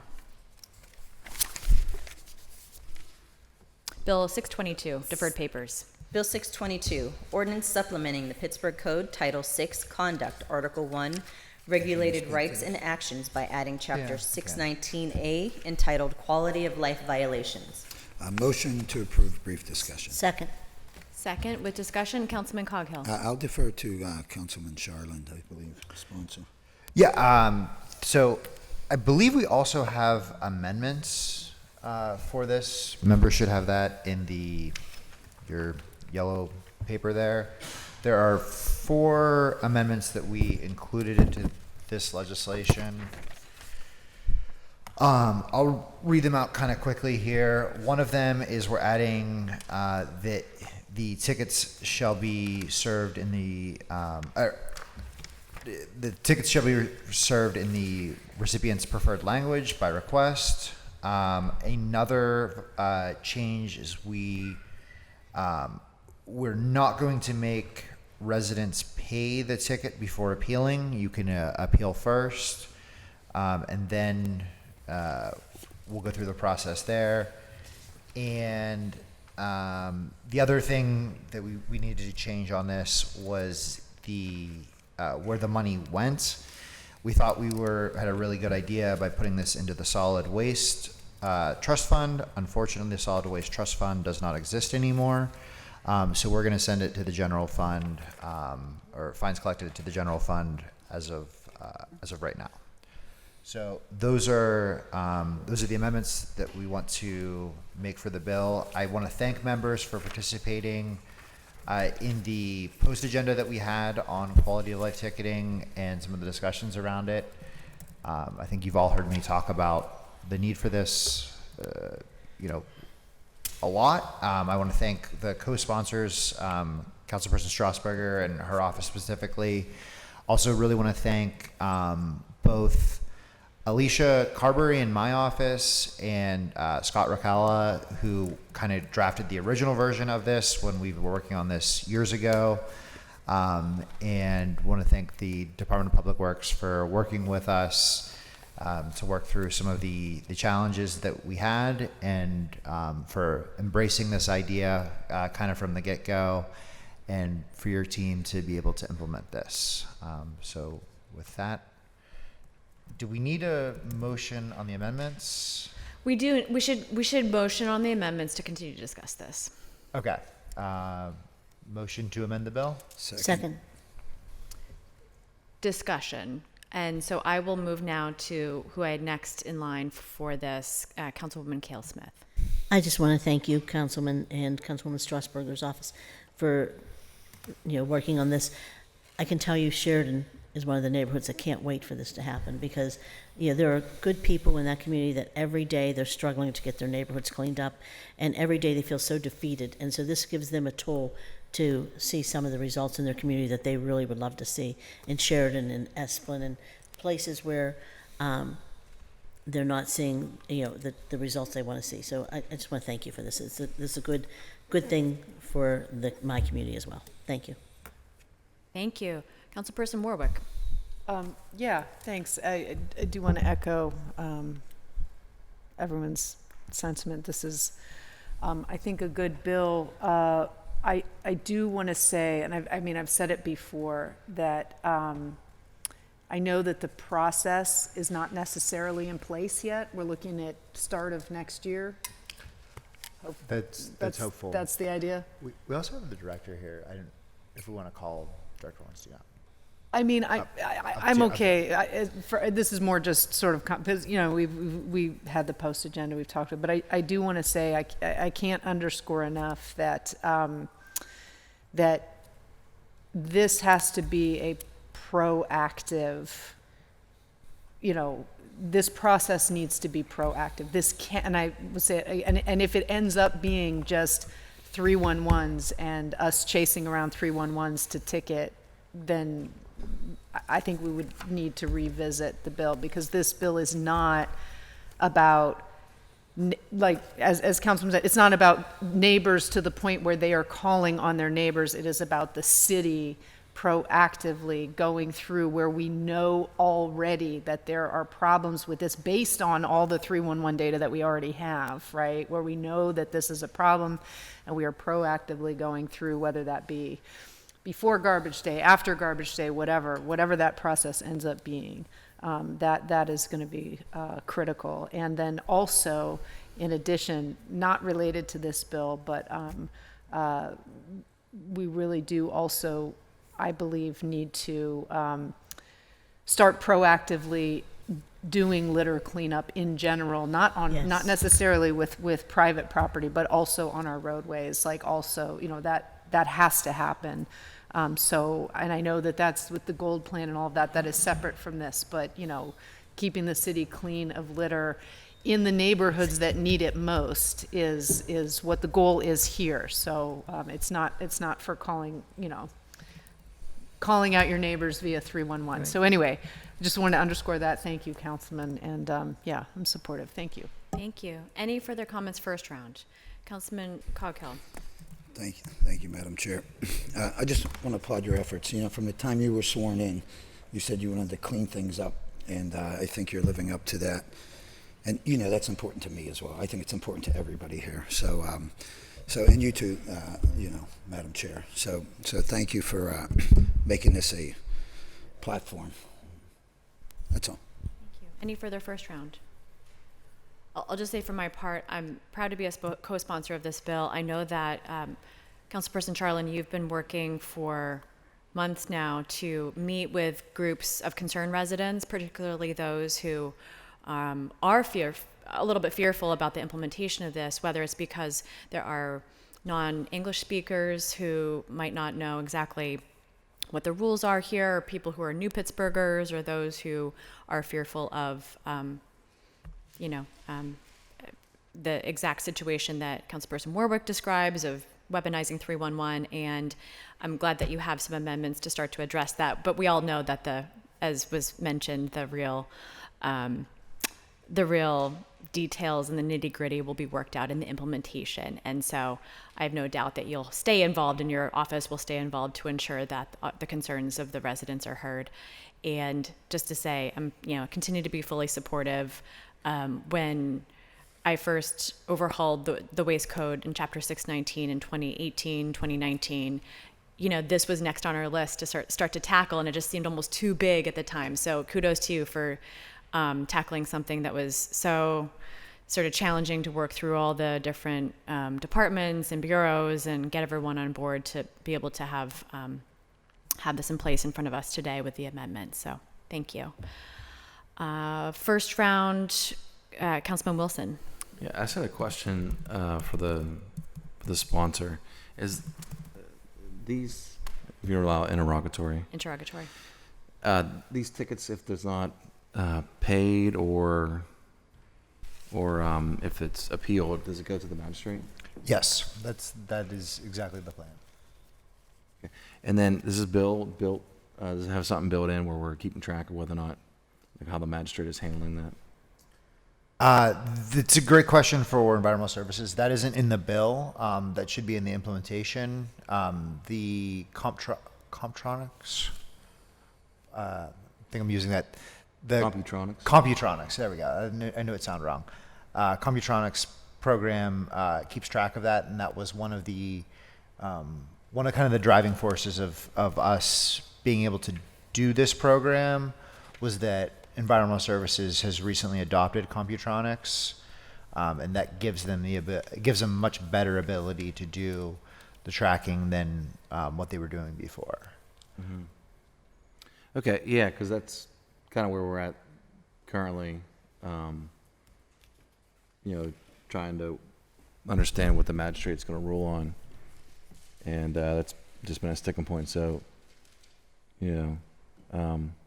looking forward to, even in the future, like a way that we could engage with local magistrates to have some sort of understanding of where they're at, because I know, it's always like the penalty. How does someone actually come under compliance through some sort of entity other than us, because it's gonna. I'm not sure what we can do other than just ticket, right? Am I still allowed to interrogatorise? Yeah. So, and you're exactly right. And the first bill that I introduced was calling on the controller to do an audit of our enforcement practices.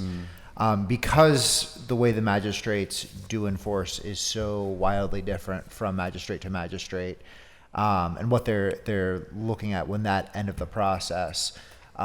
And one of the realities in our current system, the way that it is designed, even as Ms. Grace spoke in public comment, even when it's implemented perfectly, we still could have issues on the magistrate's end. Because of the challenges at the end of the process, currently our anti-litter inspectors are not incentivized to go through the process because who knows where it's going to end up, what's going to happen.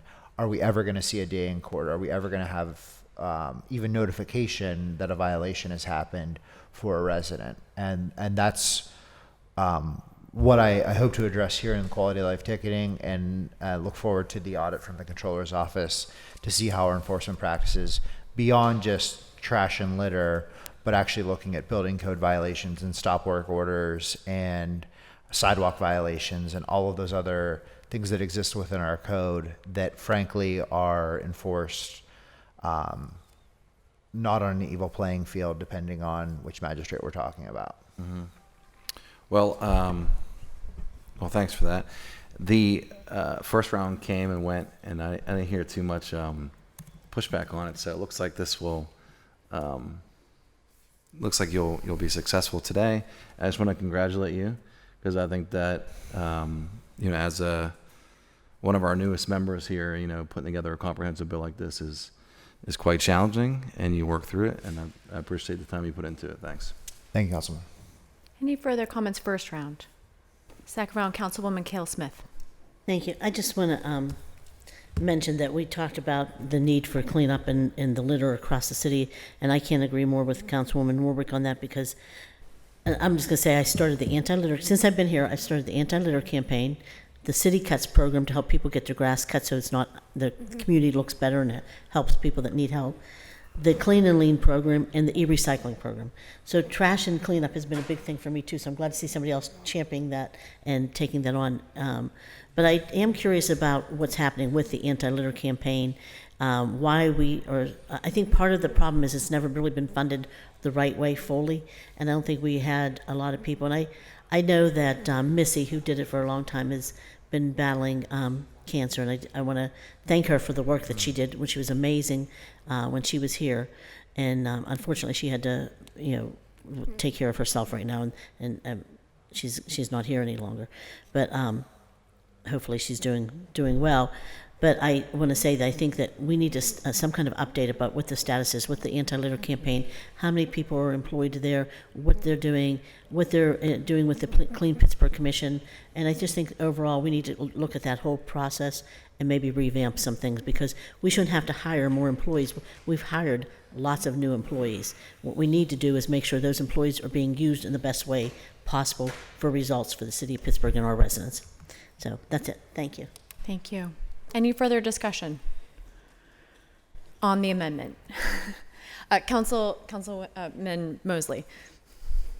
Again, I just want to congratulate Councilperson Charlin and Councilperson Strasburger for pulling this together, as well as addressing some initial concerns around the penalties associated with this, and being very thoughtful about that, as well as thinking about the diversity of the city populace, and who could be impacted by this. So I really just appreciate the thoughtfulness that went into this, as well as the commitment to making our city more livable, and having a commitment to beautification, and addressing the problem of litter that impacts neighborhoods all over the city. So kudos to Councilperson Strasburger, and kudos to Councilperson Charlin. Thank you very much. Any further discussion? Council President Lavelle. Thank you. One simple question. What is the actual fine? The ticket? Interrogatory? Yes. Yes. You know what? I want to double check. I don't think we put that in the legislation. The intent was $35, and having it escalate in multiple after multiple violations, but I don't believe that ended up in our final the final legislation. I think we took the table out. If I'm correct. Whether we listed here, Councilman, or maybe in our fee schedule. Fee schedule would make sense. Yeah. Yeah. We need to list it somewhere. That's all I'm really suggesting. So whether or not it's here or within the fee schedule, maybe during budget season we can handle that piece of it. Yeah. No, that makes sense. I actually unfortunately don't recall why we took that out. Or is Pete showing that it is in there? Okay, So, I just must yes. have a. It's 35, 50, then 100 on the third violation. Yeah. So on the legislation online, it's actually listed. Okay, then I must have printed out the not full copy there. No worries. And the intent was for it to escalate with multiple violations. I know that was one of the suggestions that came to us from Erie when we called through other municipalities and asked them about their ordinances. We don't want this to be the cost of doing business. So, thank you. Thank it's also you. kind of hard to see your head over there. So, You've been talking for hours. So for the purposes of having, everything transparent here, we are voting on the changes on this amendment. That said, what is before us may not reflect the full text of the entire bill, but it does reflect the changes. So just so we have that listed, for the record. So any further discussion on the amendment? Second round, Councilman Wilson.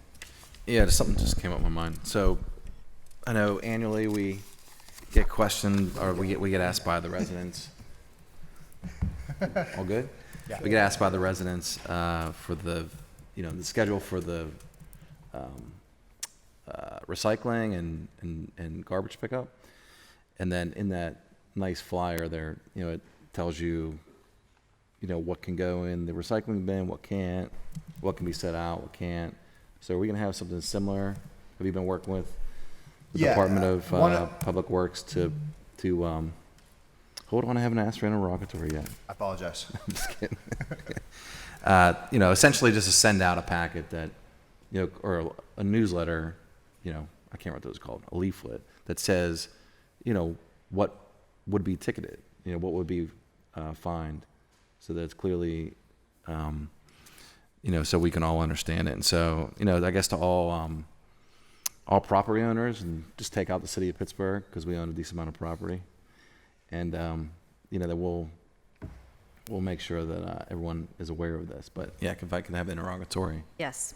One of the reasons why we wanted to pass this now is that this is when that calendar is being developed.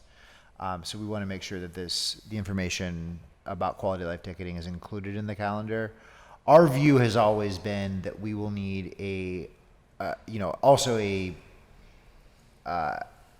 in my view, a multi-month, but at least a multi-week phase-in period. Very similar to when we start parking tickets somewhere, we do like oopsie tickets. Doing that form of an oopsie quality of life ticket that says you would be fined for this violation if if these fines were actually in effect, and do that phase-in period, so that people are aware of this is a process of happening. Also, his ability for us to train the anti-litter inspectors and make sure that the rest of the process and the record keeping and all of those sort of things are working before we're playing with live ammo. Mm-hmm. So the intent is definitely, and we have some kind of fun but hopefully a little silly ideas for a PR campaign around it as well. Because this would be a big undertaking, even for the appeal process would be a big undertaking, because I know for, parking authority, people can take their own pictures and upload it, where your car was parked and everything, and there's a whole court dedicated to it. So, just curious on like the outreach on it and what conversations have already happened, because, I just know that could be a few sticking points. Sure. So, yeah, and I'm sure we'll uncover more as we go through implementation. But when we have brought the magistrates in early to talk about this actually is a welcome addition from some of our magistrates too. So. Thanks. Thank you. Any further discussion? Councilman Just quickly, Coghill, yeah. First, I think I'm going to challenge interrogarize if this were Scrabble. Yeah. I'm not quite sure about that, but but no, I just want to say, I'm glad we're talking about, it seems like it's important to every council member here in every district as far as cleanliness goes. And I'll put a plug in for so much for me. Councilman Coghill's cleanup crew, what we do is now it's easy for me, I have vehicles and laborers that I borrow from the business, and we clean up main roads coming up into our district, whether it be Pioneer, Stewart, on a regular basis. So I look forward to, there's so much more I feel like you can do in this field to enforce a cleaner, healthier city. So look forward to supporting you in the future. Anything else? Thanks. Thank you. Further discussion? Seeing none, all those in favor of the amendment to Bill 622, please indicate by saying aye. Aye. Amendment is approved. Any further discussion on the bill as amended? Seeing none, all those in favor of Bill 622 as amended, please indicate by saying aye. Aye. Affirmative recommendation. Congratulations, Councilperson. That moves us on to new papers. Bill 1006. Bill 1006, resolution authorizing the mayor and the director of public safety on behalf of the city of Pittsburgh to enter into one-year reimbursement agreements with 6 local youth sports organizations at a total cost not to exceed $90,000 over 1 year. Motion to approve discussion? Second. Discussion.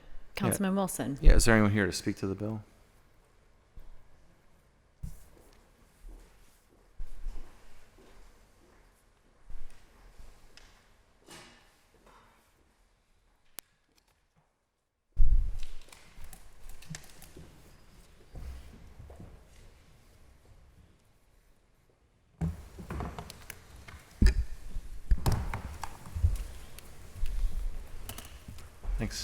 Thanks for coming to the table. If you could state your name and position for the record. Good morning. David A. Jones, Assistant Director of Public Safety for the City of Pittsburgh. Solomon Armstead, Supervisor for Community Community Outreach and Community Affairs and Violence Prevention. Charles Showers, Manager of Personnel and Finance for Public Safety. Good morning. All right, great. If you could just walk us through what we're looking at here in terms of what this funding would mean for the six local youth sports organizations. Yes, thank you, Councilman Wilson. So essentially, this will give our community football teams, their coaches, and all their staff an opportunity to work closely with our young people, which is the target demographic if we're trying to stop the violence and give them an extra edge. For hours a day during their football season, they're with these coaches, their mentors, their cheerleading people, and they are also helping them along their path. So essentially this helps them, just makes their burden, because the football leagues are kind of pretty expensive, you know, from equipment to fields and all those things that we are trying to, you know, work easier to get them to do, but it just gives them an easier lift into helping stop the violence and helping our young people who desperately need extra mentoring and support and love along the way, Councilman Wilson. And then who are the 6 organizations? Give me 1 second, and thank you, sir. Eastside Community Sports Program, Hazelwood Cobras, Hill District Rebels, Lincoln Rams, Southside Bears, and the Westside Mustangs. Okay. And then do they all play in the same league? I think they're in different leagues. Okay. They're not in the same, but they're in different leagues. I mean, the same purpose, just different heads of different organizations on different sides of town, Councilman. Okay. And then is there a reason why the North Side group didn't fit into that? They didn't apply. Okay, they didn't apply this year? Mm-hmm. They asked them to apply. Okay, all right, thanks. Thank you. Councilperson Warwick, followed by Councilwoman Cale Smith. So, yeah, just okay, so it's 90,000 between 6 teams, so. 15,000. Yeah, okay, 15,000 each. So you said is it just money to help with kind of whether it's uniforms or whatever they need it for, or you said it was for mentoring specifically? Well, so mentoring is kind of ancillary in that a lot of them do their banquets and some of the things, and if they do need, but most of them last year, there were a lot of banquets and the trophies and those kind of things. Okay, so just kind of whatever they need to Yes. run the organization. Correct. Okay, that's good. I think that giving people the flexibility to do, giving organizations the flexibility to do For sure. the things that they do is good. Absolutely. And just so is this a reimbursement grant or? Correct, Councilwoman. It's Okay, so reimbursement. they provide receipts for whatever it is that they, and Correct. then We vet them and make sure everything is okay, and then we. and if it's not something that's considered, I mean, I don't know what that might be, but if it's not something that's, approved under the things for the org, Correct. then We kick it back. then they, send it back. Okay. Thank you. Appreciate it. Thank you, Councilwoman. So we have Councilwoman Cale Smith, followed by Councilman Mosley. Thank you. I just want to say a couple things. First, I think this should be funded by grant funding, not tax dollars. But I actually do appreciate the idea of having some kind of control over what's happening on these fields, because we've done this in baseball for years, where we had Big League, and it was something similar. And I think they used a combination of dollars from the Pirates and other, grant funding, and maybe some city dollars. I'm not positive, but I know back then they had a program just for baseball. So and it actually helps because it gives some guidelines and some things. It gives the assistance to the community, but it also gives some guidelines for the community to follow. And I'm going to say in Chartier City, they don't even want this program there in that community. And so when you say you're funding them, they actually sent a letter to the mayor's office saying you're funding somebody who doesn't live in the city of Pittsburgh to put a program in for kids that don't even really live from this community. So the Chartier City people are pretty not okay with what's happening there for the most part. But there are some people in Chartier City who are supportive. But there's the previous president of the community council actually sent an email about this to the administration, and they've said a lot of things. So I want to make sure, because here's part of the problem: Chartier City holds the bar really high. They're amazing people with some of the highest home ownerships in the city of Pittsburgh, predominantly black neighborhood, low crime, and their properties are well maintained. The area is beautiful. It's a great neighborhood. I mean, it's what all of our neighborhoods should strive to be. And so when they say something, they want to be respected.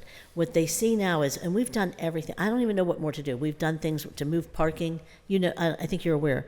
Domi came up with some parking solutions because part of the problem was people were parking in front of people's driveways. Correct. And then when the seniors would say something to them, they'd curse at the seniors and yell at the seniors. And they're just not used to people ever talking to them like that down there. They're so respected. I mean, some of the seniors are like Judge Allen, Cheryl Allen, grew up there, Bob Allen from KDKA. There's just amazing, amazing people there. And they, like I said, they hold the bar really high. And so I want to know how, a part of this, if you'll at least work with the community on their concerns. And if they feel like there's absolutely no solution, that we would at least consider maybe helping to move the program into a place where it's more acceptable or maybe works. I think the problem with Chartier City is it's the park surrounded by the neighbors and by the housing, which makes it beautiful, but it also makes it challenging to run programs there. And I do think that the community and some of the coaches do go around. They try talking to people. They've given their numbers out. I honestly don't even know what more they can do. They can't help what guests are doing when they pull up. So. But I understand the people that live there are frustrated. So I hope that we focus on some of those concerns, because if not, I can tell you Chartier City is feeling pretty angry about the whole thing, because the overwhelming majority of people that are calling our office and sending emails that actually live in the city and in Chartier City are not saying all this great stuff. They want to help kids. They love the idea of helping kids.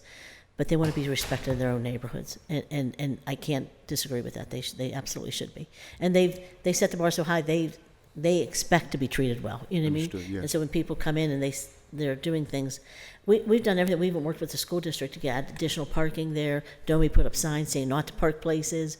I really don't know what more to do. So I'm hoping somehow that management that it makes it good for it to be in the middle of a residential area. That's all. Understood. We'll continue to try our best. Thank you Yeah, so much. thank you. I just want to make sure you're working on that, so thank you. Thank you. Thank you. Councilman Mosley. Thank you. Thank you for coming today. sir. Are there like specific, categories within the organizations that this $15,000 has to go to, or will it be, up to the decision of the actual organizations? Yes, sir. So we certainly have the requirements that they have, and that things that we will accept and things that we won't accept. And we have those discussions with them as we're giving out the money. Okay, and I understand you said, like some organizations, it didn't apply. Did organizations that didn't apply, give a reason for why they weren't, interested in participating?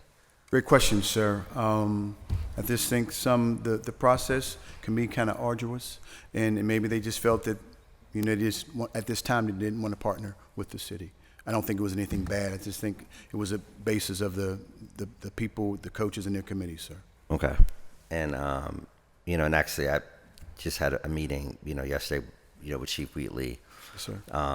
And the coach, of the Garfield Gators. And obviously I see that, they did not apply. Is there going to be like a process, potentially over the winter to re-engage with organizations that aren't participating this year, to open up a dialogue and get their feedback? That's one of the things that I had asked, Coach Bob, like, if he had a magic wand, yes, sir. What would he do to create a program in which, they felt more inclined, to enter, into this partnership? That would be something, that I know my office would be interested, in co-facilitating.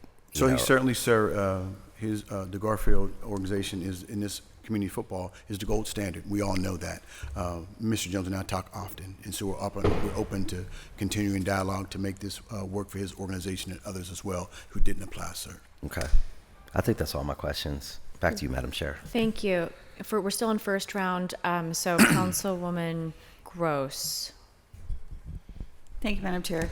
I just want to draw the members and the audience, members of the public, attention to the legislative record. I always do this.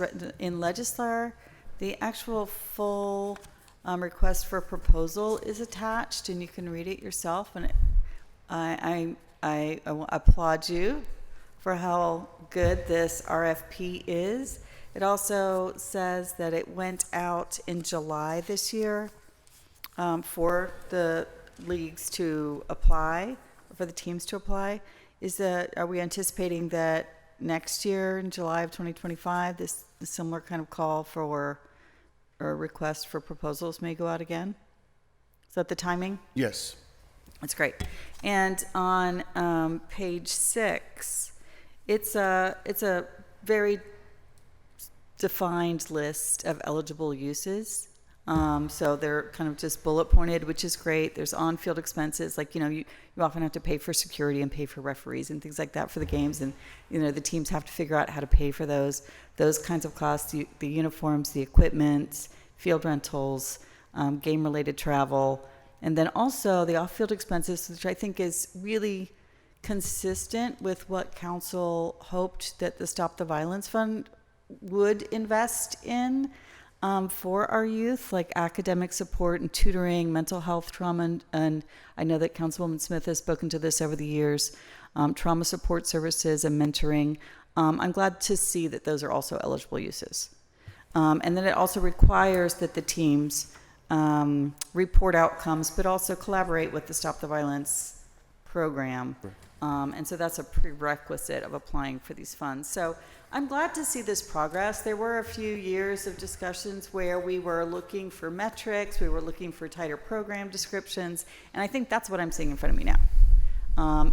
Who either here or not here is responsible for making sure that the teams both understand what they need to do to be compliant to get the reimbursements, because they do have to spend the money up front, and also in kind of gathering those metrics to report back to council?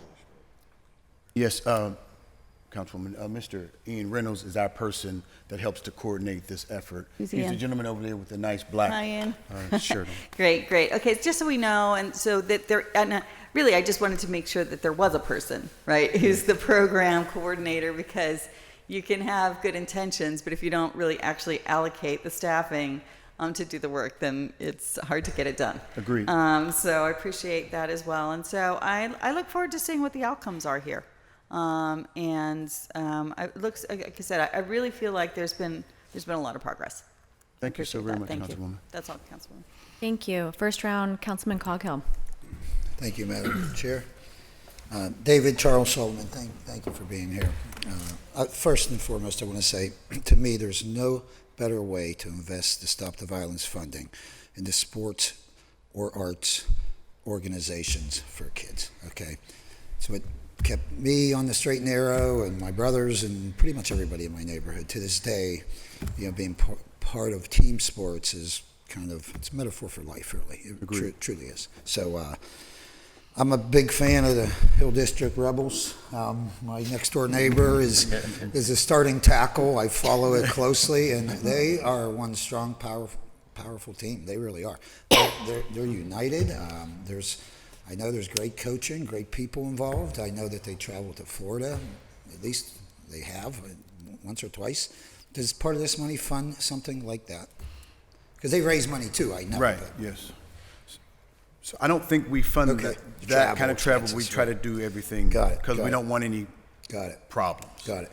And just speaking to my neighbor, I'll tell you, to be able to experience, to go to Florida and play teams from around the nation, and they're all very well taken care of and very well supervised, and it's just a great experience that inner city kids don't often get to have. So I again want to preface that no better way to invest Stop the Violence Fund at an early age for our youth in, again, sports, dance, theater, you name it. So, and we go beyond football, of course. We are involved in like supporting arts and entertainment and things of that nature, right?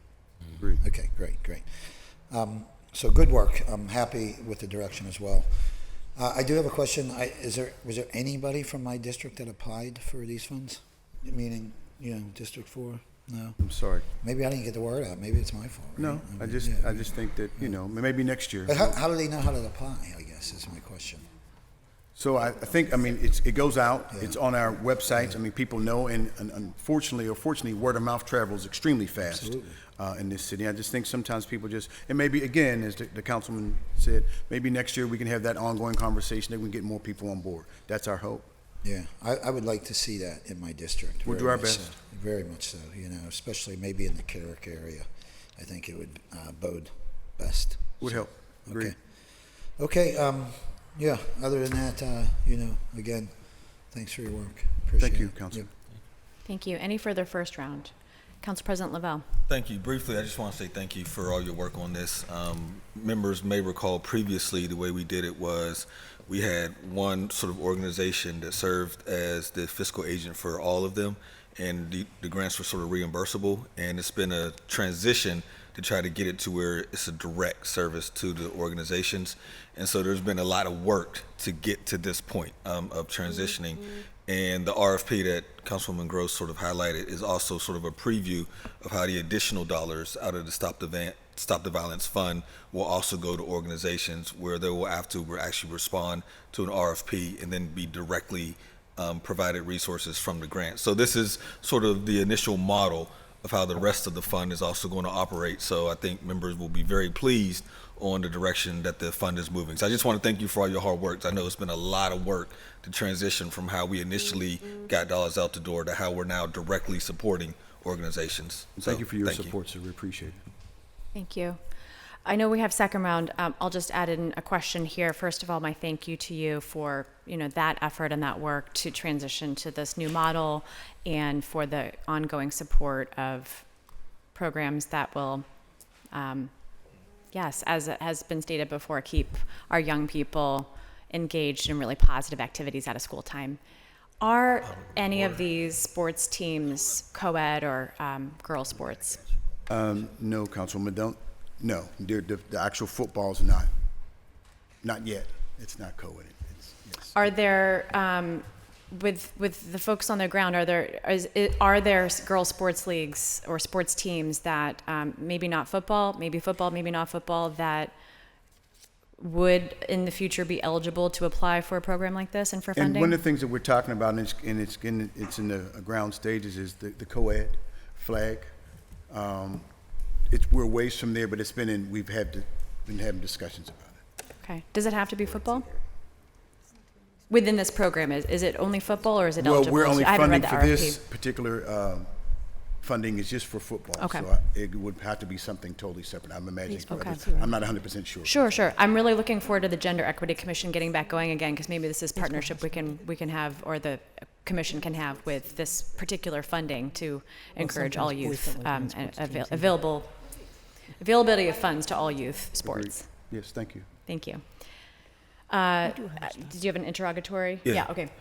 So I know this doesn't exactly address what your initial question was in terms of, but a lot of these teams also have very active cheerleaders that are engaged. Like if you go to a Hill Rebels practice, literally half of the whole basketball court actually is all of the cheerleaders, and it's probably about 30 to 40 of them that are engaged in this. So this will also support that. But if you also recall, we legislated that a portion of the Stop the Violence funds are also going to go to our rec centers, which are also going to support female sports. So I just wanted to add that little bit of context. It's not exactly what you were Thank you. asking, Yeah. but there's a little more nuance there. And cheerleading's a sport. Well, I didn't want to say that Yeah. because thank you, sir, for saying that, yes. All right. So we have second round. First was that interrogatory or separate comment? I'll wait. Yeah. Okay, thank you. Second round, Councilman Wilson, followed by Councilperson Warwick, followed by Councilwoman Gross.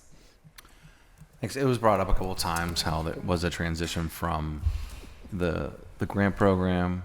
I can't remember, what's the entity that it's always on the tip of my tongue, but last year, for 2 years, there was 2 different installments on like $1 million to The Stop the Violence Fund? Yeah, Stop the Violence Fund allocated to, we passed it here. What's the organization called? The Poise Foundation. Poise Foundation. Thank you. So Poise Foundation, and then it was brought up here a couple times where it was at the Poise Foundation where these groups specifically could have been funded, and then now we're bringing that, essentially in-house, in the RFP process and everything. Could you help us understand? Could you give us some detail? I know a lot of people thank you for that, but can you give us some detail as to why we would do that? So we're, Councilman, we're moving away from fiduciaries as instructed by our controller. So we're trying to find the best way to be able to get the money and have a more handle on the whole entire process, from reporting to the distribution of funds as well. So that's why we're kind of where we are right now. And we're looking for that system that can kind of help us with the reporting and everything else as well. And who's going to be monitoring that reporting? Again, it's a collective, but Mr. Ian Reynolds is the head of that organization right now. Okay. All right, thanks. Thank you. Thank you. Councilperson Warwick. Yeah, thanks. So, Councilman Strasburg, you read my mind. So, with regard to supporting, so again, I can only speak for the Cobras specifically, right? So I can't speak for other communities, but I know that as an organization, is centered around football and cheerleading, right? That is what the folks who run the organization know how to do, right? They play football, they have cheerleading coaches, they have football coaches, they also run an after-school program. So maybe going forward, what we could look at, this is just an idea, is supplemental or bonus funding that you could apply for, not for, because, so, for example, in Glen Hazel, there is no soccer organization. Mm-hmm. There is no tennis organ. It's just not there. So there's no organization to apply for funding for those sports. But what would be very helpful, if you could apply for it, would be additional funding that could specifically be used to, for example, bring some, I'm just off the top of my head, right? bring someone in from Dynamo to do girls soccer in Glen Hazel, right? Or bring someone in from whatever to do, to coach and do these sports, because the organization themselves are already like up to their ear, within after school and football and cheerleading and whatever, like they don't have capacity to sort of go out and learn how to coach tennis, but they could definitely use help bringing someone, like there's a tennis court up there, right? But it would be so great to have tennis, but we need someone who can do tennis, Agreed. right? Yeah. So that might be an idea. And then also into arts or whatever, like other things that, because, Councilwoman Smith said not every kid plays football. Not every kid wants to do sports, right? So supplemental funding that you could apply for. So you could do your core football cheerleading, but then supplemental funding that could be used for bringing in some of these other things. I don't know, just a thought. It's a nice idea. Yeah. Thanks very much. And next we move on to Councilwoman Gross. Thank you, gentlemen. I know you've heard this before because we talked about it at a post agenda a couple of years ago when I questioned you about what did you have for the plans for Stop the Violence Fund to include girls. And did you have any of the mentors that were girls? Because you were trying to really closely match the mentors to their mentee, and funding activities that weren't only sports. Now, again, for the record, I have voted over and over and again to fund youth sports in the city, and I think we should do more.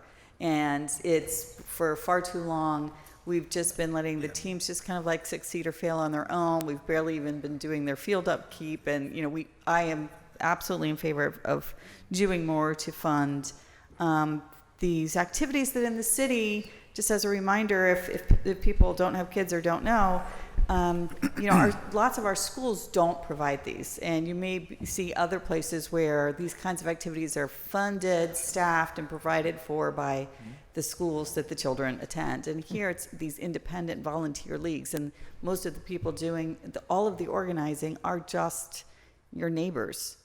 And if they weren't doing it, then it wouldn't exist for our kids. So I really want to say thank you. Not to say there aren't some schools that have teams, for sure, but it's mostly these neighborhood-based teams. And so I'm in favor of supporting them. Having said that, just to reiterate, and having to reiterate what I said at post agendas previously, not every kid wants to play sports. And so when I hear that we're, part of the funding that we've allocated to Parks and Rec from Stop the Violence could do additional programming, I hope that that's not restricted to only sports too, that the assumption, great. So, there may be music kinds of programming, there may be podcast kinds of programming. I know teenagers, I don't know all the teenagers, so I don't know what all their interests are. And as a reminder, because it's been a very long time since we did this kind of robust programming in the city, and I really hope, I'm glad to see we're getting back to a little bit of it, and I would like to see more. I've stood on people's doors talking, front porches talking to them, and they pointed to the empty Parks and Rec building in Bloomfield that's been empty for decades and said, that place saved my life when I was a kid. I was there every day, and this is a woman, probably my age or a little older, who was like, I went there every day. They had counselors, they had activities. I went there every day. It saved my life. And so yay for you all for doing this program. And I'm glad we're having this conversation at council, because while we talk about how to be fiscally responsible, I think we shouldn't sacrifice our investments in our kids and investments in our neighborhoods in order to penny pinch. So I appreciate you. Thank you. Thank you, Councilwoman. Thank you. Councilwoman Cale Smith. I just, real briefly, I just wanted to add that when Councilman Mosley was mentioning the Gators, I do want to say that the Gators helped us on our side of town start some of the football programs. But one of the things, when I met the Gators, it was long before I was elected, and Mike Gay was really critical in helping that organization. So I would love to see, and when you talk about cops and kids and working together, I would love to see us remember and use him, if he's willing to do more of that police community relationship building, but also mentoring people in other organizations the way that he did with the Gators, because he really knows community engagement, and I really want to make sure that if we can use that kind of leadership, because I think that would be amazing partnership. But also I want to talk about, when we're talking about things for girls, Lisa Epps does a great program for the firefighters, the girls fire camp, and there are other programs across the city of Pittsburgh Musical Theater, Jasmine Nyree and Pioneer School, who work with kids with disabilities.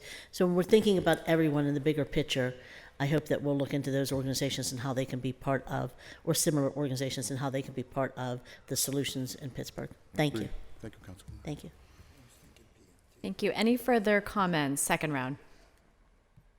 Seeing none, all those in favor of Bill 1006, please indicate by saying aye. Aye. Affirmative recommendation. Thank you very much. Thank you very much, everyone. Have a great day. Thank you. Have a good day. That moves us on to Bill 1007.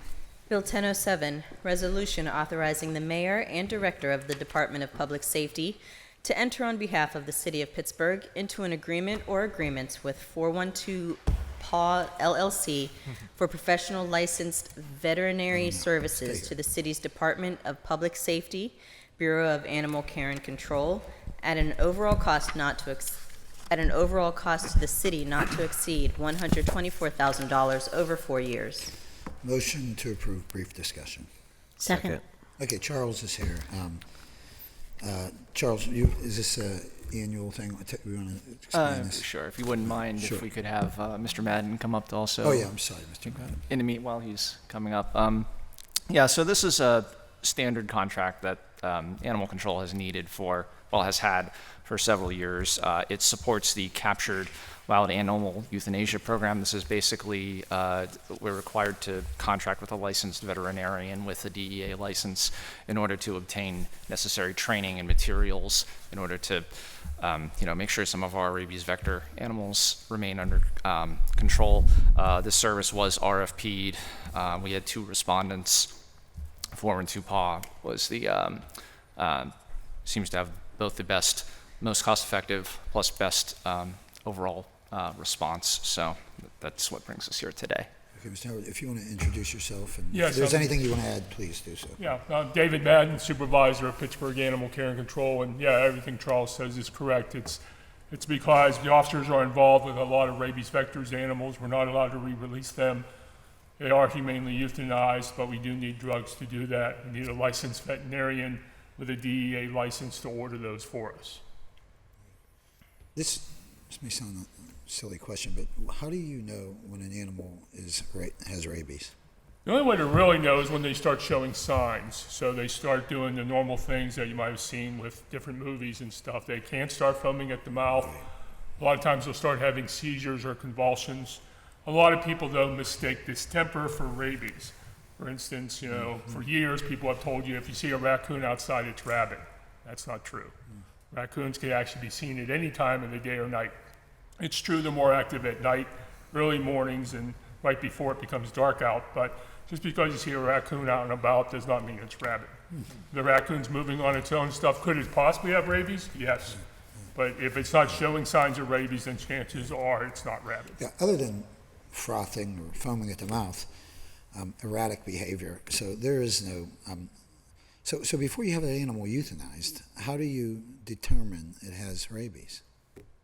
You can't really. The only way you really can truly is you euthanize it, and we work with the Department of Ag for the state of Pennsylvania, and they come in and they test all the raccoons that are euthanized. After they're euthanized. After they're euthanized, because you have to actually take a section of the brain and put it under an electron microscope. So it's a judgment call, basically.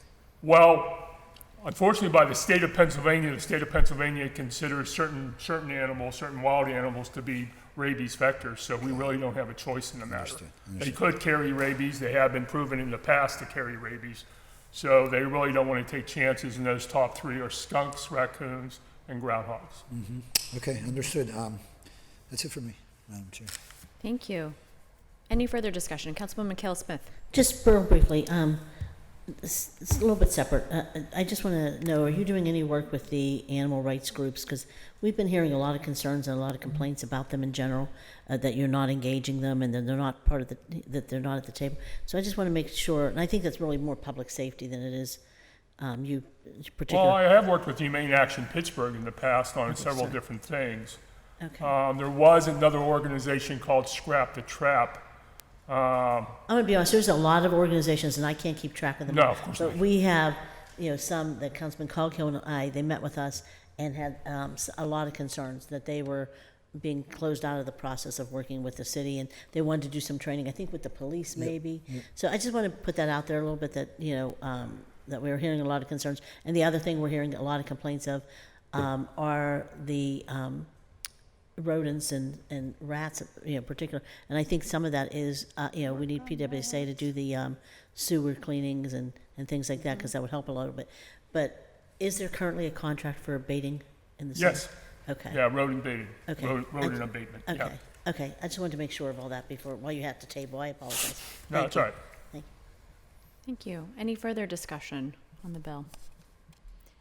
Seeing none, all those in favor of Bill 1007, please indicate by saying aye. Aye. Aye. Affirmative recommendation. Thank you very much. That moves us on to Public Works and Infrastructure Committee, chaired by Councilperson Warwick.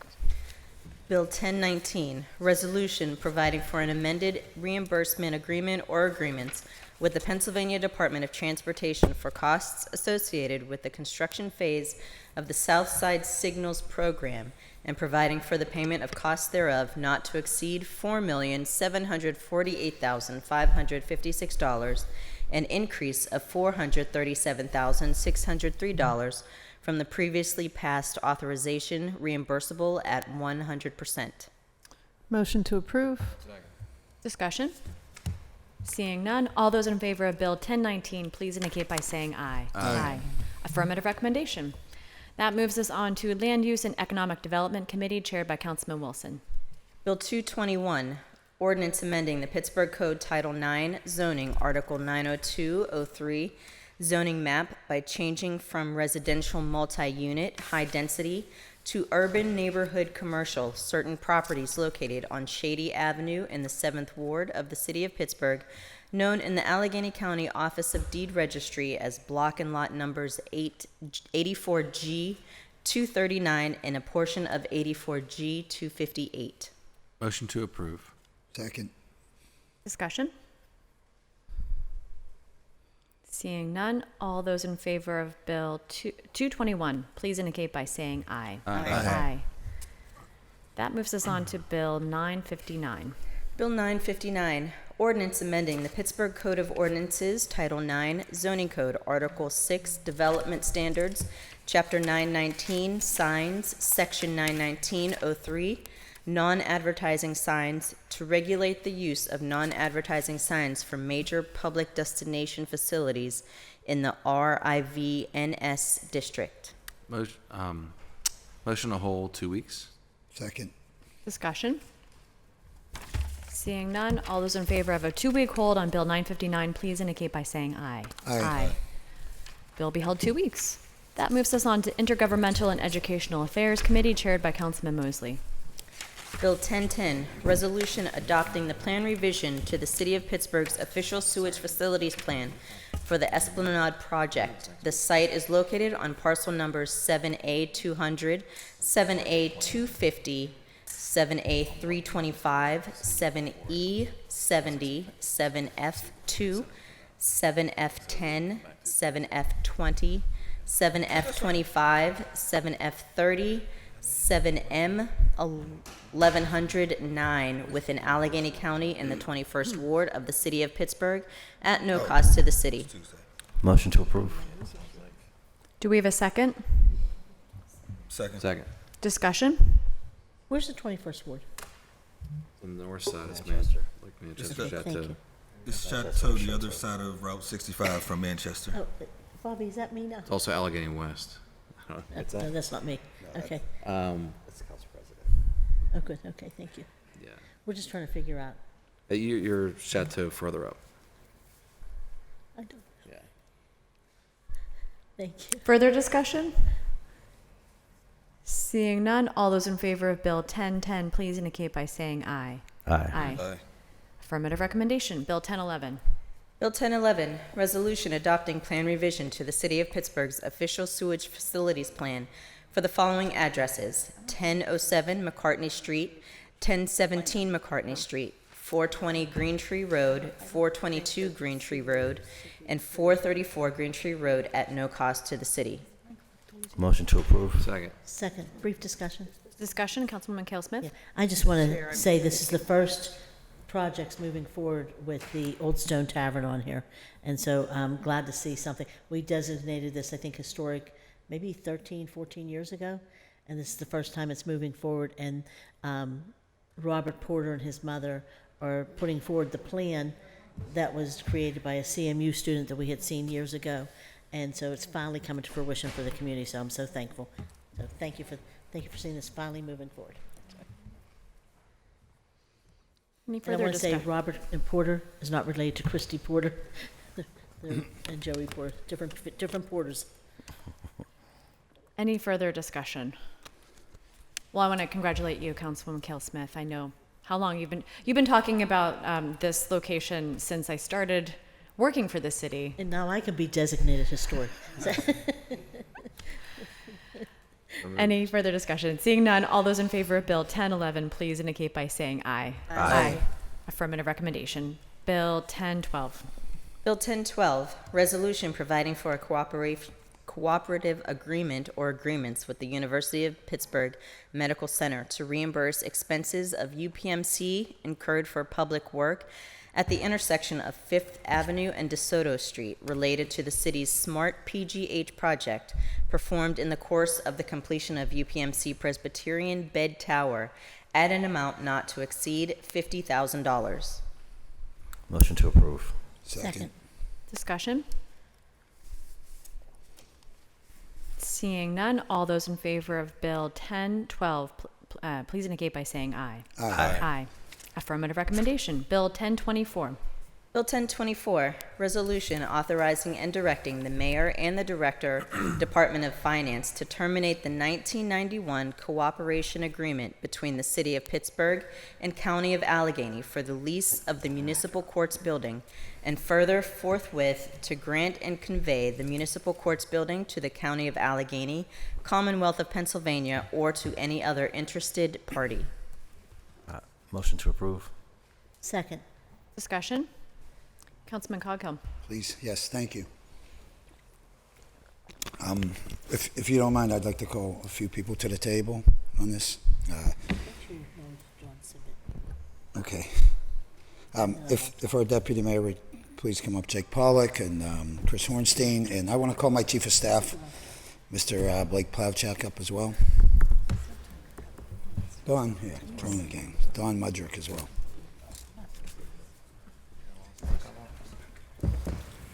What's that?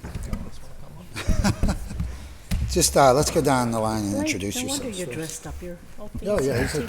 Councilman Plavchak today. Right. Chris Ornstein, the Director of Public Works. Jake Pollack, Deputy Mayor and Director of the Office of Management and Budget. Don Mudrick, Manager of Personnel and Finance for DPW. Blake Plavchak, Chief of Staff, Council District 4. Come on, pull that thing closer to you. You got to get used to that. Okay, so first I want to start by thanking Blake. Blake knows what's important to me. Usually anything I bring to the table usually has to do with saving or cutting costs, okay? So this is one of many things that we're looking into and something that Blake brought to my attention, and we did a lot of further looking into it, and I want Blake here. He did most of the background checks on it, but I'm going to give you I would like to give council members a brief rundown of the history of this place. And I know you're familiar as well. And anything I missed, one of you can maybe fill in. So first, I want to apologize to my colleagues. I haven't had a chance really to speak one-on-one other than passing by in the hallway or briefly, mentioning it yesterday. But I'm going to do my best to try to explain it here, and I know you all help me. So this building, the Municipal Courts building. In 1990, the city and the URA entered into a memorandum of understanding related to the development of the CSX parcel. This parcel is the current site of Allegheny County Jail and the parking garage that we own. In 1991, the city of Pittsburgh, URA, and Allegheny County and the parking authority entered in. entered into a co-op agreement laying out the terms and conditions and the development and the future operations of this building, right? So it was built in 1991. This building is 33 years old. In that understanding, it was to include rent-free for Allegheny County. We were to take care of the maintenance, and we were to take care of the upkeep of this building, right? So in 2002, the 5th Judiciary District reorganized, meaning when we built this, it made sense for us to pay for the upkeep, the maintenance. It made complete sense. It was city employees. It was city-appointed magistrates. In 2002, that all changed. So as it stands today, we occupy half of the 3rd floor. There are 4 floors, so we take up a minimal amount of space. Knowing it was a problem even back then, it took 6 years, but in 2008, the city and the county entered an agreement with the Commonwealth, then Governor Ed Rendell, to purchase this building for $9 million, given to the city of Pittsburgh. The state would take it over, and they would lease it to the county, is what my understanding was. And through that $9 million, we were going to contribute $1 million to the county just to help, the process along, which still stands today as far as I'm concerned. So here we are, 33 years later. We have been paying for all utilities. We pay for any maintenance. We pay for any upkeep. When we're only using, 1/8 of that building, potentially, right? I think it's 1/8, somewhere in that. So at the time when Governor Rendell made that commitment, he was going to honor that commitment. We believe it was all but inked. What happened was an election, and then Tom Corbett became our governor, and it got put on the back burner and has remained there since. Knowing our financial situation,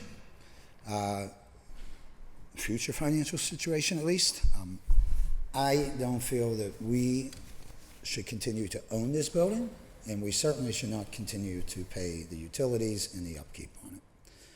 I went through that building yesterday for an hour and a half. I looked at the roof, I looked at the air conditioning units, I've been under the underbellies of it, I looked at the foundation, I walked around the building. I inspected it myself, okay? And I will say this. The good news is it's got great bones. It really does. The foundation, the building itself is built like a fort. It's not going anywhere. Hallways, the floors are all good. What it really needs is a major overhaul on the inside. That's the living space that people that were housing there, or the county, I should say, is housing there now. So the building itself is in pretty good shape. Best case scenario for me, I feel that we should pursue, pass this today. I think we should go back to the state and to Governor Josh Shapiro and to see if he will honor that same commitment that Governor Ed Rendell made. I know the county is not financially in a situation to purchase this building off us, but I think the best case scenario is we get this out of our hands, we force the ball in somebody else's court here, so we don't have to go on paying this white elephant that we've been paying for many, many years now. And, hopefully they lease it to the county at a minimal price. It doesn't cost the county anything, and the state jumps in like they were going to so many years ago. With that, I will turn it over to, I'll start with you, Deputy Mayor, if you have anything to say to the subject. Thanks, Councilman. I don't really have a whole lot to add to your explanation of the history. Just briefly for context, the two police units that do occupy that portion of the 3rd floor that you referenced are the warrant office and the computer ops team. I'm not exactly sure, office team, whatever you want to call it. So it is, you're correct. The existing city footprint within the building is pretty small, and our units that we could likely, though we haven't had cause before now to identify specifically where they would go, could likely be relocated if this were to occur. And you also point to we ended up in this complicated situation due to some unfortunate timing, right? At the time that the new jail was being constructed, which was an appropriate time to then also build a new minor judiciary courts building, the city ran its own district courts, right? They were appointed by the mayor with the approval of council. There were 17 judges and their staff who were part of the city. When the unified judiciary reorganized and transferred that authority away from the city and to the magisterial district judges, we no longer had any judicial branch of city government, but still owned the building in which those courtrooms were housed. And so that is the source of the situation we're in today. So this is an issue that we have raised, I would not say in any exhaustive way, with both the current and previous county administrations. As you know, really that entire time, the county's not been in a position financially to consider a transaction like this. I think based on the best estimates we can produce, not all of the costs that we have associated with that building can be broken out from other costs, but the best numbers we have is that it costs us about $200,000 a year to operate the municipal courts building. So that's really all I have to add. I have a slightly higher cost. I have $300,000 to $500,000 a year. I can tell you this fact is since 2018, we spent over $3 million. So that's 6 years. So whatever. Okay. This is just the annual operating cost, so that wouldn't include capital. So both numbers are reasonable. Got it. And I want to be clear when we say, or we will put it for sale. For me, there's only two potential owners here. It's either the state or the county. Okay. There's no developer on this planet that's going to come in there and say, you know what, I'm going to turn this into condos or apartments. Or it is literally and physically connected to the prison. The courts are being held there. So however that happens, I feel that's going to be largely the administration's responsibility, whether to negotiate with the governor or the county executive, whatever path you go down. But there's only two potential owners here. We should not be paying the utilities here. And however long that takes to figure out with the two potential owners, I'm willing to still, foot the bill until then, right? We're not looking to stick anybody and put people in a bad situation. But I want out of this building. I mean, this building is not our responsibility anymore. It shouldn't be our responsibility anymore. And, what that process looks like between the administration, the county, and the state, either way, as long as it doesn't end up costing us money in the future, I'm fine with. So, and that's my thoughts on it. Blake, do you want to add anything? Did I miss anything? Many things that we've talked about in the research we've done in this? You've covered it pretty well. We've been able to confirm with the Commonwealth that the 2008 co-op agreement was never executed. City still retains right, title, deed, all that. Right. And thank you for your work on this, really. It's not have been brought to my attention without you, and this has been on other radar screens, as I know, including your own, and it's time to address it. So, and I will say one other point before I turn over to Mr. Hornstein. In looking at this building, again, there is nothing physically wrong with this building. It needs redesigned on the inside. We need to put some money on the inside, whoever owns that building. But I will tell you, there are big expenses to come, okay? We can go on paying the utilities, but when that roof goes, okay, now I inspected the roof. I'm in the roofing business for 30 years. It's the original roof, I believe, so it's 31 years old, or 33 years old. I know that because that's how they did the rubber roofing back then, a bunch of flat roofs. I couldn't even see the roofing. There's so many different levels. There's a glass atrium. When I say there's big expenses to come, roof is not leaking. I checked the underbelly, it's fine. It's good enough. We're gonna leave well enough alone there. But we need to be prepared if we're gonna keep this building to millions, let's just say millions of dollars. I have no idea what the roof is gonna cost. I have no idea what the HVAC is, how new and how updated that is. I was in the underbelly of it, and there's big air conditioning units and boilers and things like that are very costly. I'm not an HVAC person, but many major expenses to come in the future with this building, besides the initial cleaning up the inside. So I'm sorry. So go ahead, Mr. Hornstein. Would you comment as to what you know on this building and your thoughts on it? Yeah, absolutely. I mean, obviously, the city's been taking care of that since its inception. I think, my understanding of the history in terms of the agreements with the state and the county is certainly very consistent with everything we have. I can say that, we did, under the previous administration, Mayor Peduto, we did try to engage the county, to resolve this building. We're not able to do so. There wasn't much interest there at the time from the county perspective, and understandably so from their, what I understood of it. Just to give a brief rundown, I agree that the building does have great bones. It is 33 years old. There are a lot of original components that are at or nearing the end of their life cycle, such as the roof, such as the HVAC, that the city is going to have to replace, and would cost significant amount, 7 figures at least, for some of those elements. A rundown of just some of the things that we've done from the capital perspective. We've replaced we've done significant repairs to the elevator. We've made significant investments in the existing HVAC system to kind of keep it limping along. Those things happen on an annualized basis. So this is in the tune of total investment that we made in the city. As the councilman said, what we have documented is $3 million. About $1 million of that is utilities, about $1 million of that is cleaning services. And another $1 million of that is either, investments in maintenance, either from the staff level or from contractors. So, it's a costly building to own and operate. I can confirm that we have a very small footprint for police there. But truly, it was a building that just kind of got caught up into changes in the judicial system. This wasn't anybody's fault. Nope. This is just, simply a real estate action that didn't keep pace with the reorganization. Right. And who could have anticipated that, the court system would change and it would no longer be our responsibility and our employees there? We built that figure and it was ours. Okay, so again, before we open up to members, best case scenario, the state holds up to its original bid.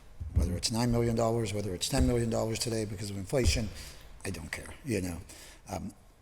Worst case scenario, we sell to the county for $1 as far as I'm concerned, but we need to get out of paying the bills there, I feel. So with that, Madam Chair, I'll open it back up to you and any questions from members. Thank you. Councilperson Charlin.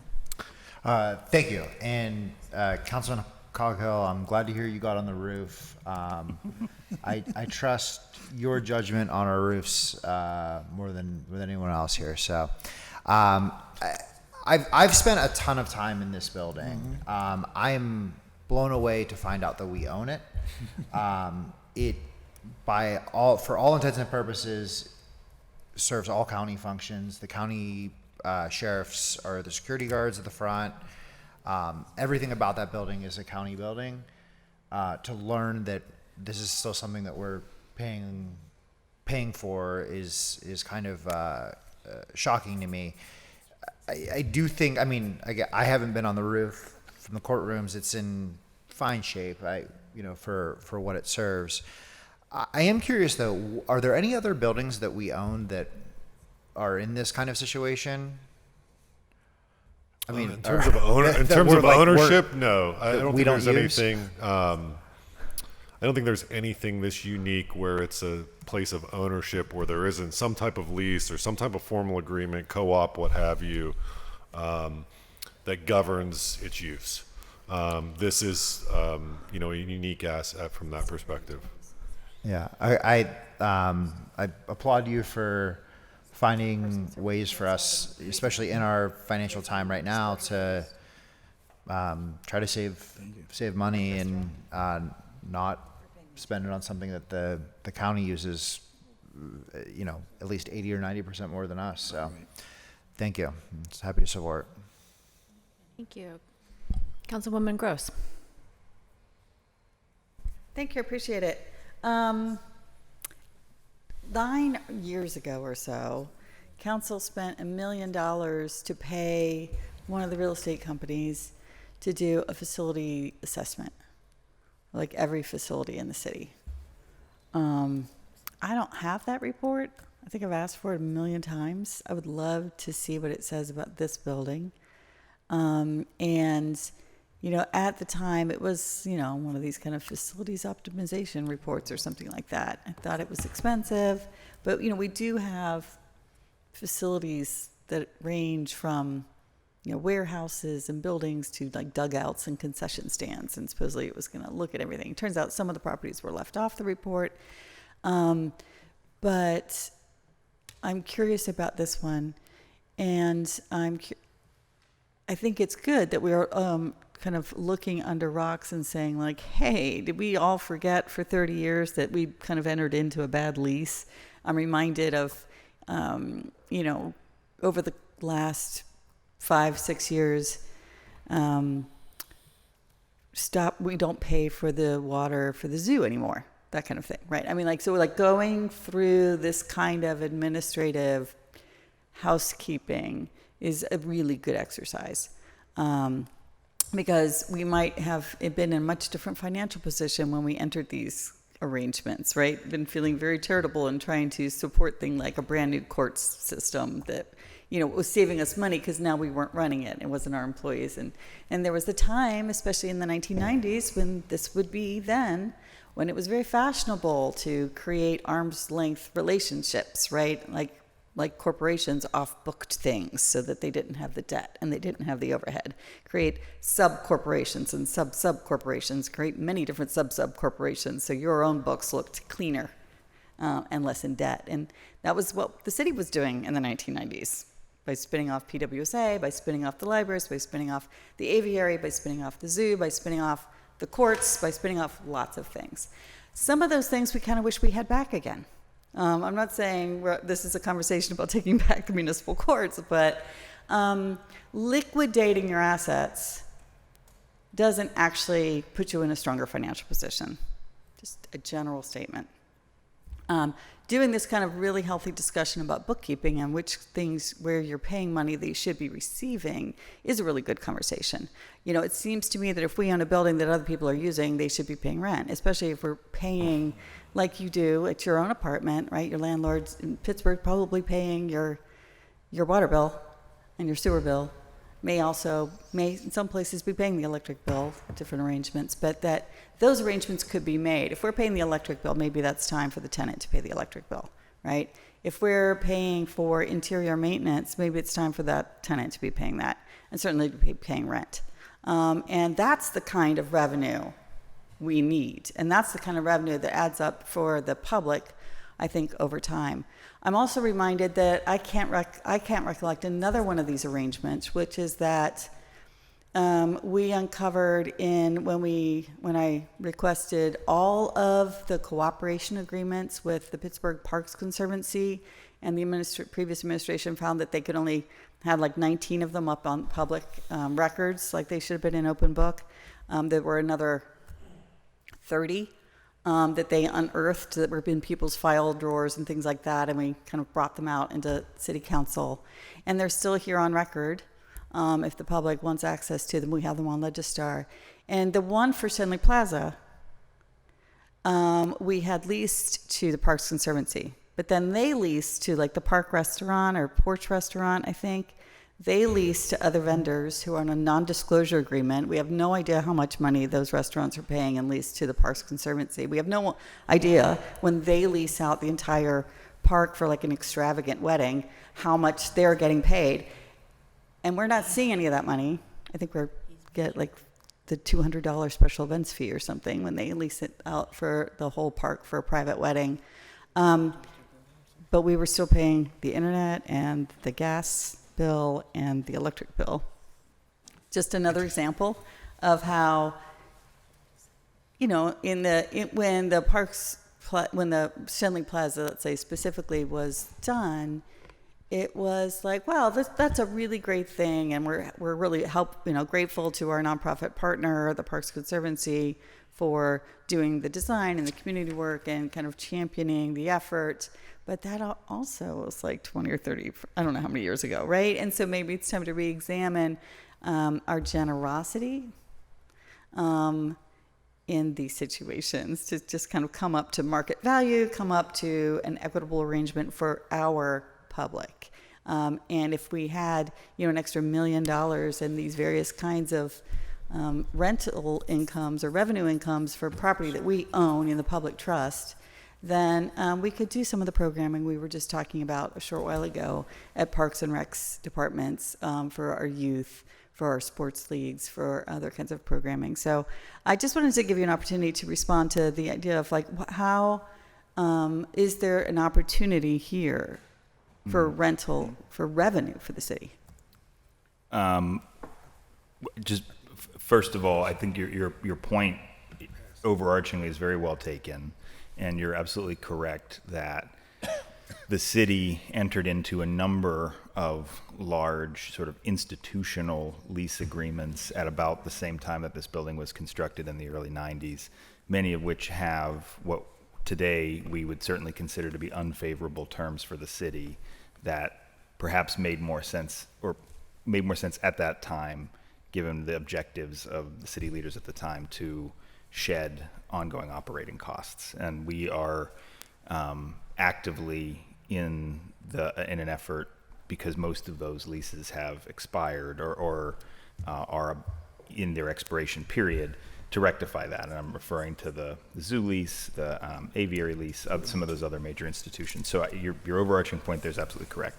Just, it doesn't contradict that point, but just for the sake of clarity, for about 10 or 11 years after this building was constructed, the city still operated the courts. So they weren't, the construction of the building and the spinning off of the courts weren't sort of a one-to-one relationship.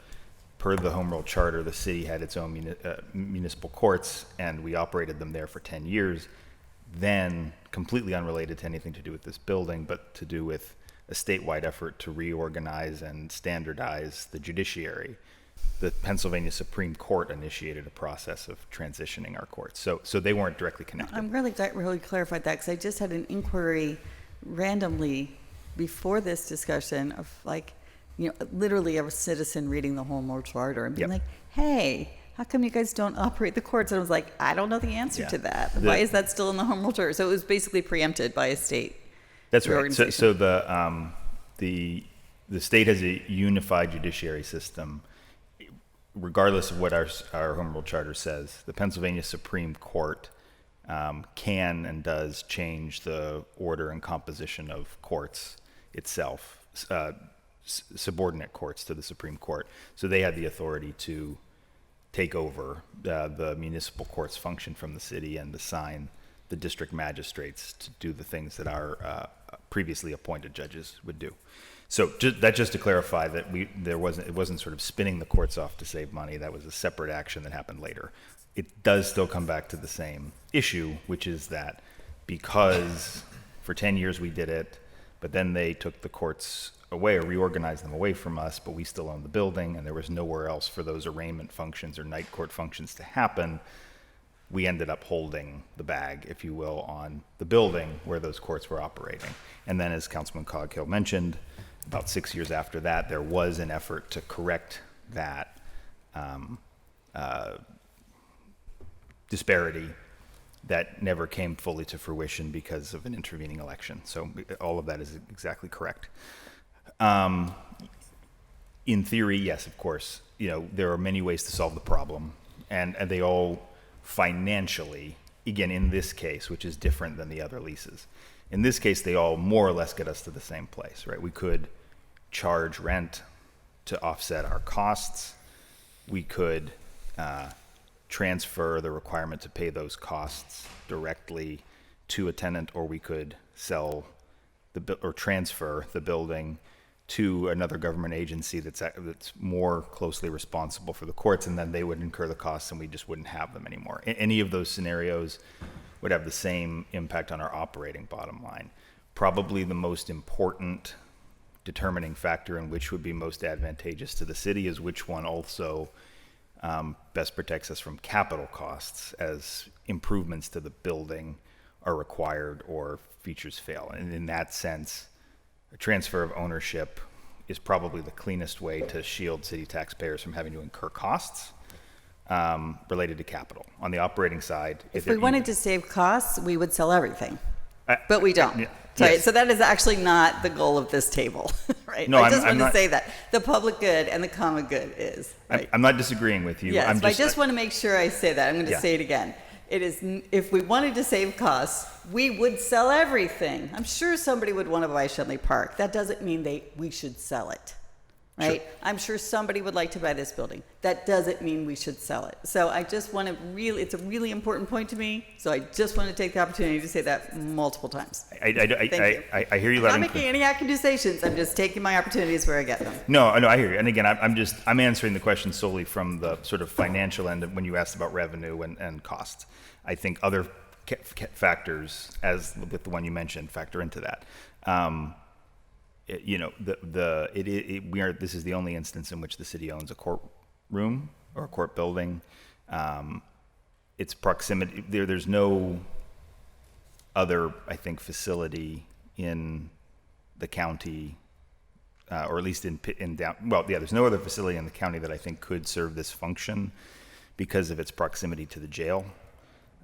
Much of what occurs not all, but much of what occurs in this court building are arraignments that are directly related to whether someone is held in the ACJ for pretrial detention and things of that nature. So, as a practical matter, I think these courts need to be located where they are, and that is really the reason that, though it's not pleasant, and some may even say not particularly fair, we've continued to foot the bill for the building because in the absence of an agreement with the other parties, the general needs of the criminal justice system dictate that this building needs to continue to function. So, which you addressed in your comments to Councilman Coghill. So that's really more just background and an answer to your question about costs. I don't know if there's anything I missed, but. Just for example, again, so in my council district, there's a magistrate's office. The city is not paying that lease. Correct. The state Supreme Court is paying that lease. Yes, correct. Well, and also the way the flow of funds, so the county pays some of it, but yes, you're correct. The Right. 5th Judicial District is paying that lease. And there are 14 magistrates in the city of Pittsburgh. I believe that's correct. And each one of them has an office. Yes. And we are not paying the leases on any of those offices, right? And so, I mean, I just am kind of pressing the point here because it does seem like it's long overdue that we have this conversation. And it seems like we have some leverage too. I mean, we could literally kick them out. It doesn't really benefit our citizens to do that. It doesn't benefit certainly the court system to do that. But they need to pay us rent. They're paying rent for all of the neighborhood magistrates' offices and courtrooms, right? These are courtrooms in the various places around the city, and they're paying rent on those. So it's, I don't feel bad saying, hey, the state of Pennsylvania has a little more money than the city of Pittsburgh does. They took over these courts. They pay the payroll for these courts. They pay for the printers and the copy paper. They pay for the carpets, they pay for the leases, and they can pay for this building too. Yeah. So I think I'll wrap it up with that, Madam Chair. Thank you. I'm sorry if I may just quickly. Sure. It's the same judges, just so, again, this is more for everyone's Yes. general awareness. The same judges who occupy those courtrooms throughout the city are the ones who are holding court in this building under certain circumstances. So as a general rule, they rotate and do arraignments in the municipal courts building and other, night court or like specific functions. And then in their courtrooms in the neighborhoods is where they have small claims court, often but not always, where they hear building code related claims. So the same judges sort of move around. They don't hear building code in there anymore. Not anymore? No. Okay. Also, the county courts are in there as well. Any further discussion first round? Scott Township comes. Council President Lavelle. Thank you. In your comments, Director, you mentioned sort of 3 ways to go about achieving the same result, which was, as Councilwoman Gross spoke about, sort of collecting rent, potentially selling off the asset. However, this bill does not give us the flexibility for those various options. It's specific to one option, which is in the cooperation agreement and get rid of title deed convey that to the county, the state, and or sell it. So I just want to sort of, in my own mind, play that out. Mm-hmm. Mayor ends the cooperation agreement. What happens? That's a great question, right? And so we could, if we were to end the agreement, then there would be no underlying legal arrangement that allows access to the building. What I'm saying is very similar to when a lease expires while we're still renegotiating it, and we sort of agree to do something there's an array of possibilities for how that could be legally handled during a period in which the agreement's terminated, but a resolution hasn't been resolved. That's really more a question for the law department. There are insurance implications and other things like that. But I would not imagine terminating the cooperation agreement until there is a forward-going plan for the next phase of the work, such that those could essentially be simultaneously closed, if you will. So under the course laid out in the bill, we wouldn't terminate the cooperation agreement until exactly the same time that we concluded a sale. You're correct that as written here, the opportunity to amend the agreement to include rent payments or some other form of arrangement is not outlined. I can tell you how we would proceed if the bill as written were passed, which is that if in the course of those negotiations we determined that a different arrangement made more sense, or at least was what was agreeable to the other parties, we would, reach an understanding with them of that type and then come back here requesting either amendment to this resolution or a new resolution to then achieve that deal. That doesn't preclude council from adding additional optionality to this. That's your preference. But if in the course of pursuing this we couldn't arrive at a satisfactory conclusion that involves sale, then we would come back and ask for modified authorization. Thank you. And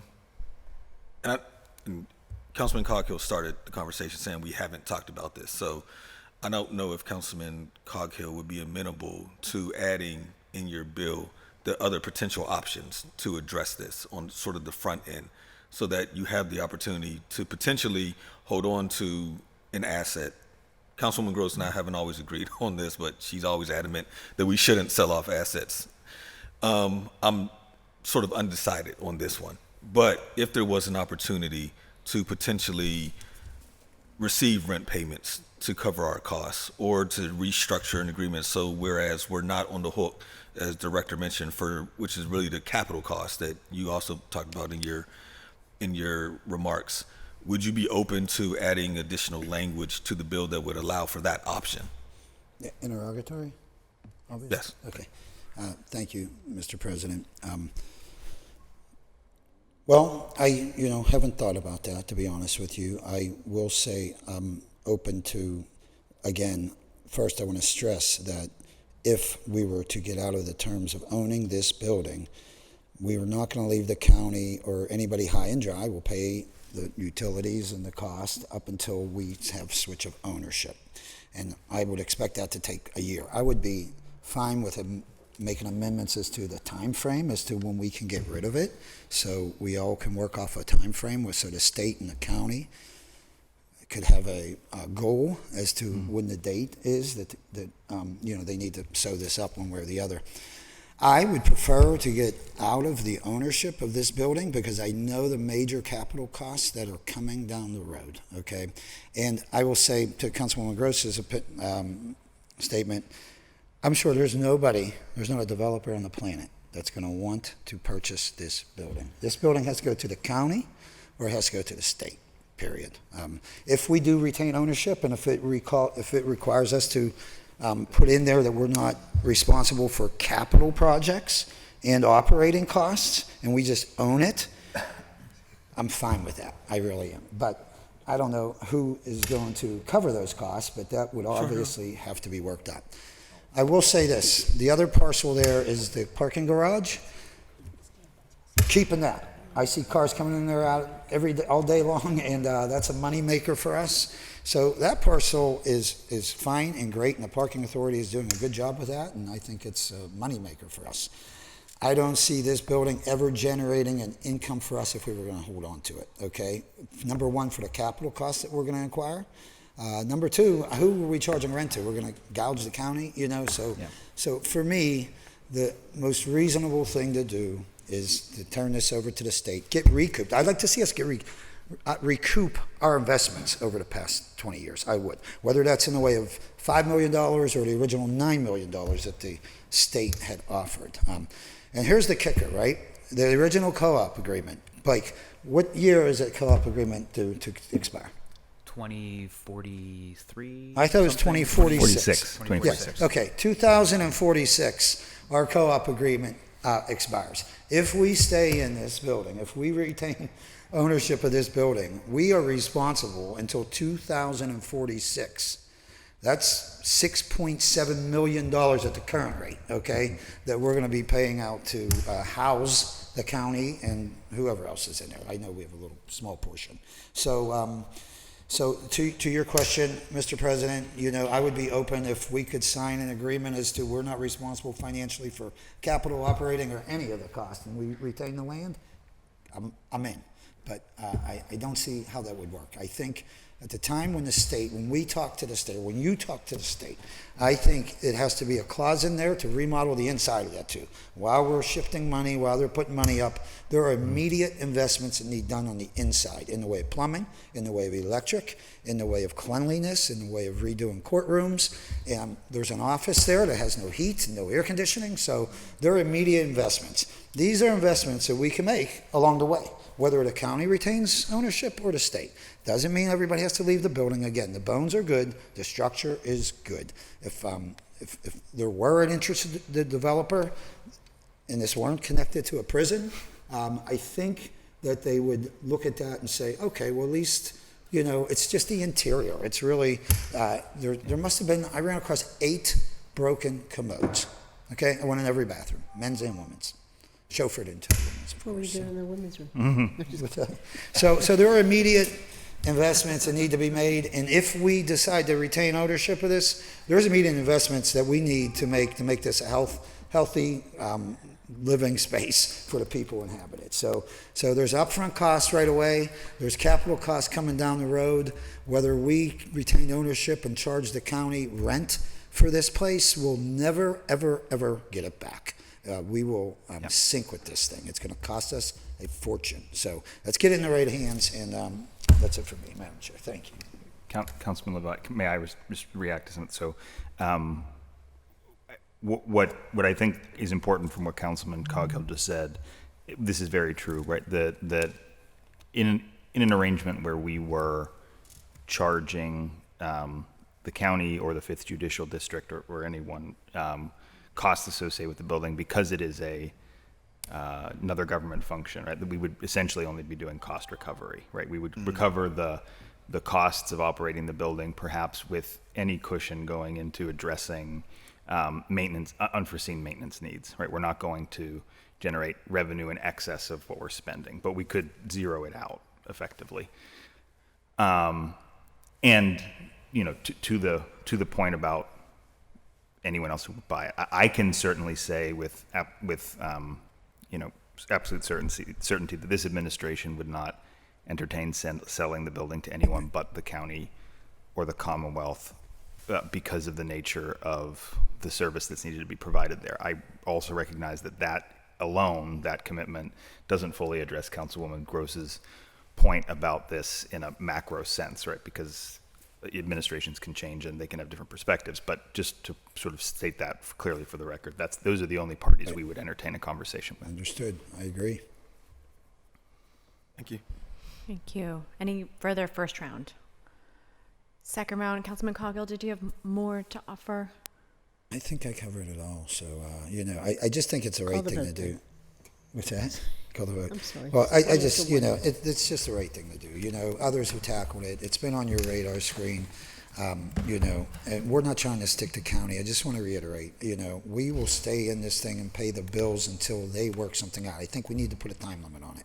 we'll give them 6 months or 1 year, whatever you feel, whatever the administration feels suitable when you have talks with the Commonwealth and the county executive, okay? So we're not looking to kick anybody out. We're not looking to make this apartments. We're looking to get out of the ownership that we so dearly do not belong in. Thank you. Councilwoman Gross. I would draw members' attention then to the last sentence of the bill, even the last phrase, which says, or to sell it to any other interested party. And I don't feel that, I was off mic. I'll draw members' attention to the last sentence of the bill, which says, even the last part of the sentence says, or sell the building to any other interested party. And so that is to the private market. And so the private market could kick out this very important function where it is our night courts and our arraigning, that is both county level judges and our local magistrates, again, using this on a daily basis, more than 3/4 of the building, using 90% of the building, and so that they could be forced out if we sold it to just any old, private equity company out of San Francisco or some real estate investor out of Florida, which is basically who's buying up a lot of our city right now. And I don't think that they're just parking money where they can. They sometimes just leave buildings empty.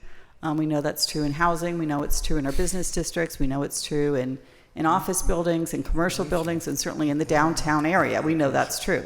So I don't think council should vote on the bill as worded, because we would be doing a disservice to our citizens and to this very important function for the local criminal justice system.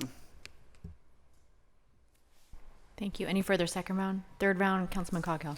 Okay, well, in response to that, Councilwoman Gross, I'm going to say this, okay? First and foremost, as I stated before, you'd be hard-pressed to find a developer that's interested in this property across the United States, okay? But further, I will say, yes, we have in there to sell to anybody. If the state says, sorry, guys, we're out.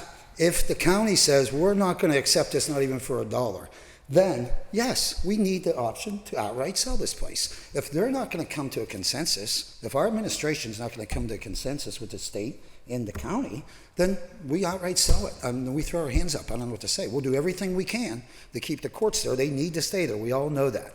This is forcing their hand. And to say that we're not going to sell it, well, that's what's going to make them move. So I want to reserve the right to sell this to any outside entity if anything cannot be worked out between the state and the county. That's the way it has to be.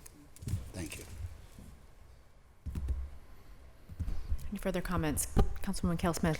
Just real briefly, I just want to thank Councilman Coghill because I don't think there's been anybody who thought more about the finances of the city of Pittsburgh over the years than he and Councilman Lavelle and Councilwoman Strasburger. They put a lot of thought into this, and I just want to say I think that he wouldn't do anything that was not in the best interest financially for the city of Pittsburgh. Even his ex-wife is a financial consultant, right? That's what she does. So I think he has a lot of inside help and inside information there. So I just want to thank you for always thinking of Pittsburgh first. Thank you. Any further comments? Seeing none, all those in favor of Bill 1024, please indicate by saying aye. Aye. Aye. Abstentions? Opposed? One abstention. Opposed? One opposed. One abstention. Two abstentions. Sorry? 3 abstentions. What? Let's do a roll call vote. Yeah, it's a roll call vote. Mr. Charland. Aye. Mr. Coghill. Aye. Ms. Gross. No. Mr. Lavelle. Abstain. Mr. Mosley. Abstain. Mrs. Kell-Smith. Aye. Mrs. Warwick. Abstain. Mr. Wilson. Mrs. Strasburger, Chair. Aye. 4 ayes, 1 no, and 3 abstains. Affirmative recommendation. Thank you very much for the exhaustive meeting. We have a few council meeting Meeting announcements. This afternoon at 2 p.m., Council will hold a cablecast public hearing on Bill 2024-846 as it relates to Shenley Heights Pavilion. Tomorrow, Thursday, October 17th at 2 p.m., Council will hold a briefing on fair housing zoning amendments. Next week, Council will hold their regular meeting and standing committees meeting on Tuesday, October 22nd and Wednesday, October 23rd at 10 a.m. respectively. Speaker registration will close at 9 a.m. the morning of each meeting. To register to speak at these meetings and hearings, please fill out the sign-up form on the council meeting webpage by the deadlines. You may also call the clerk's office at 412-255-2138. Can I get a motion to approve the minutes and adjourn the meeting? So moved. Second. Second. All those in favor? Aye. Meeting's adjourned.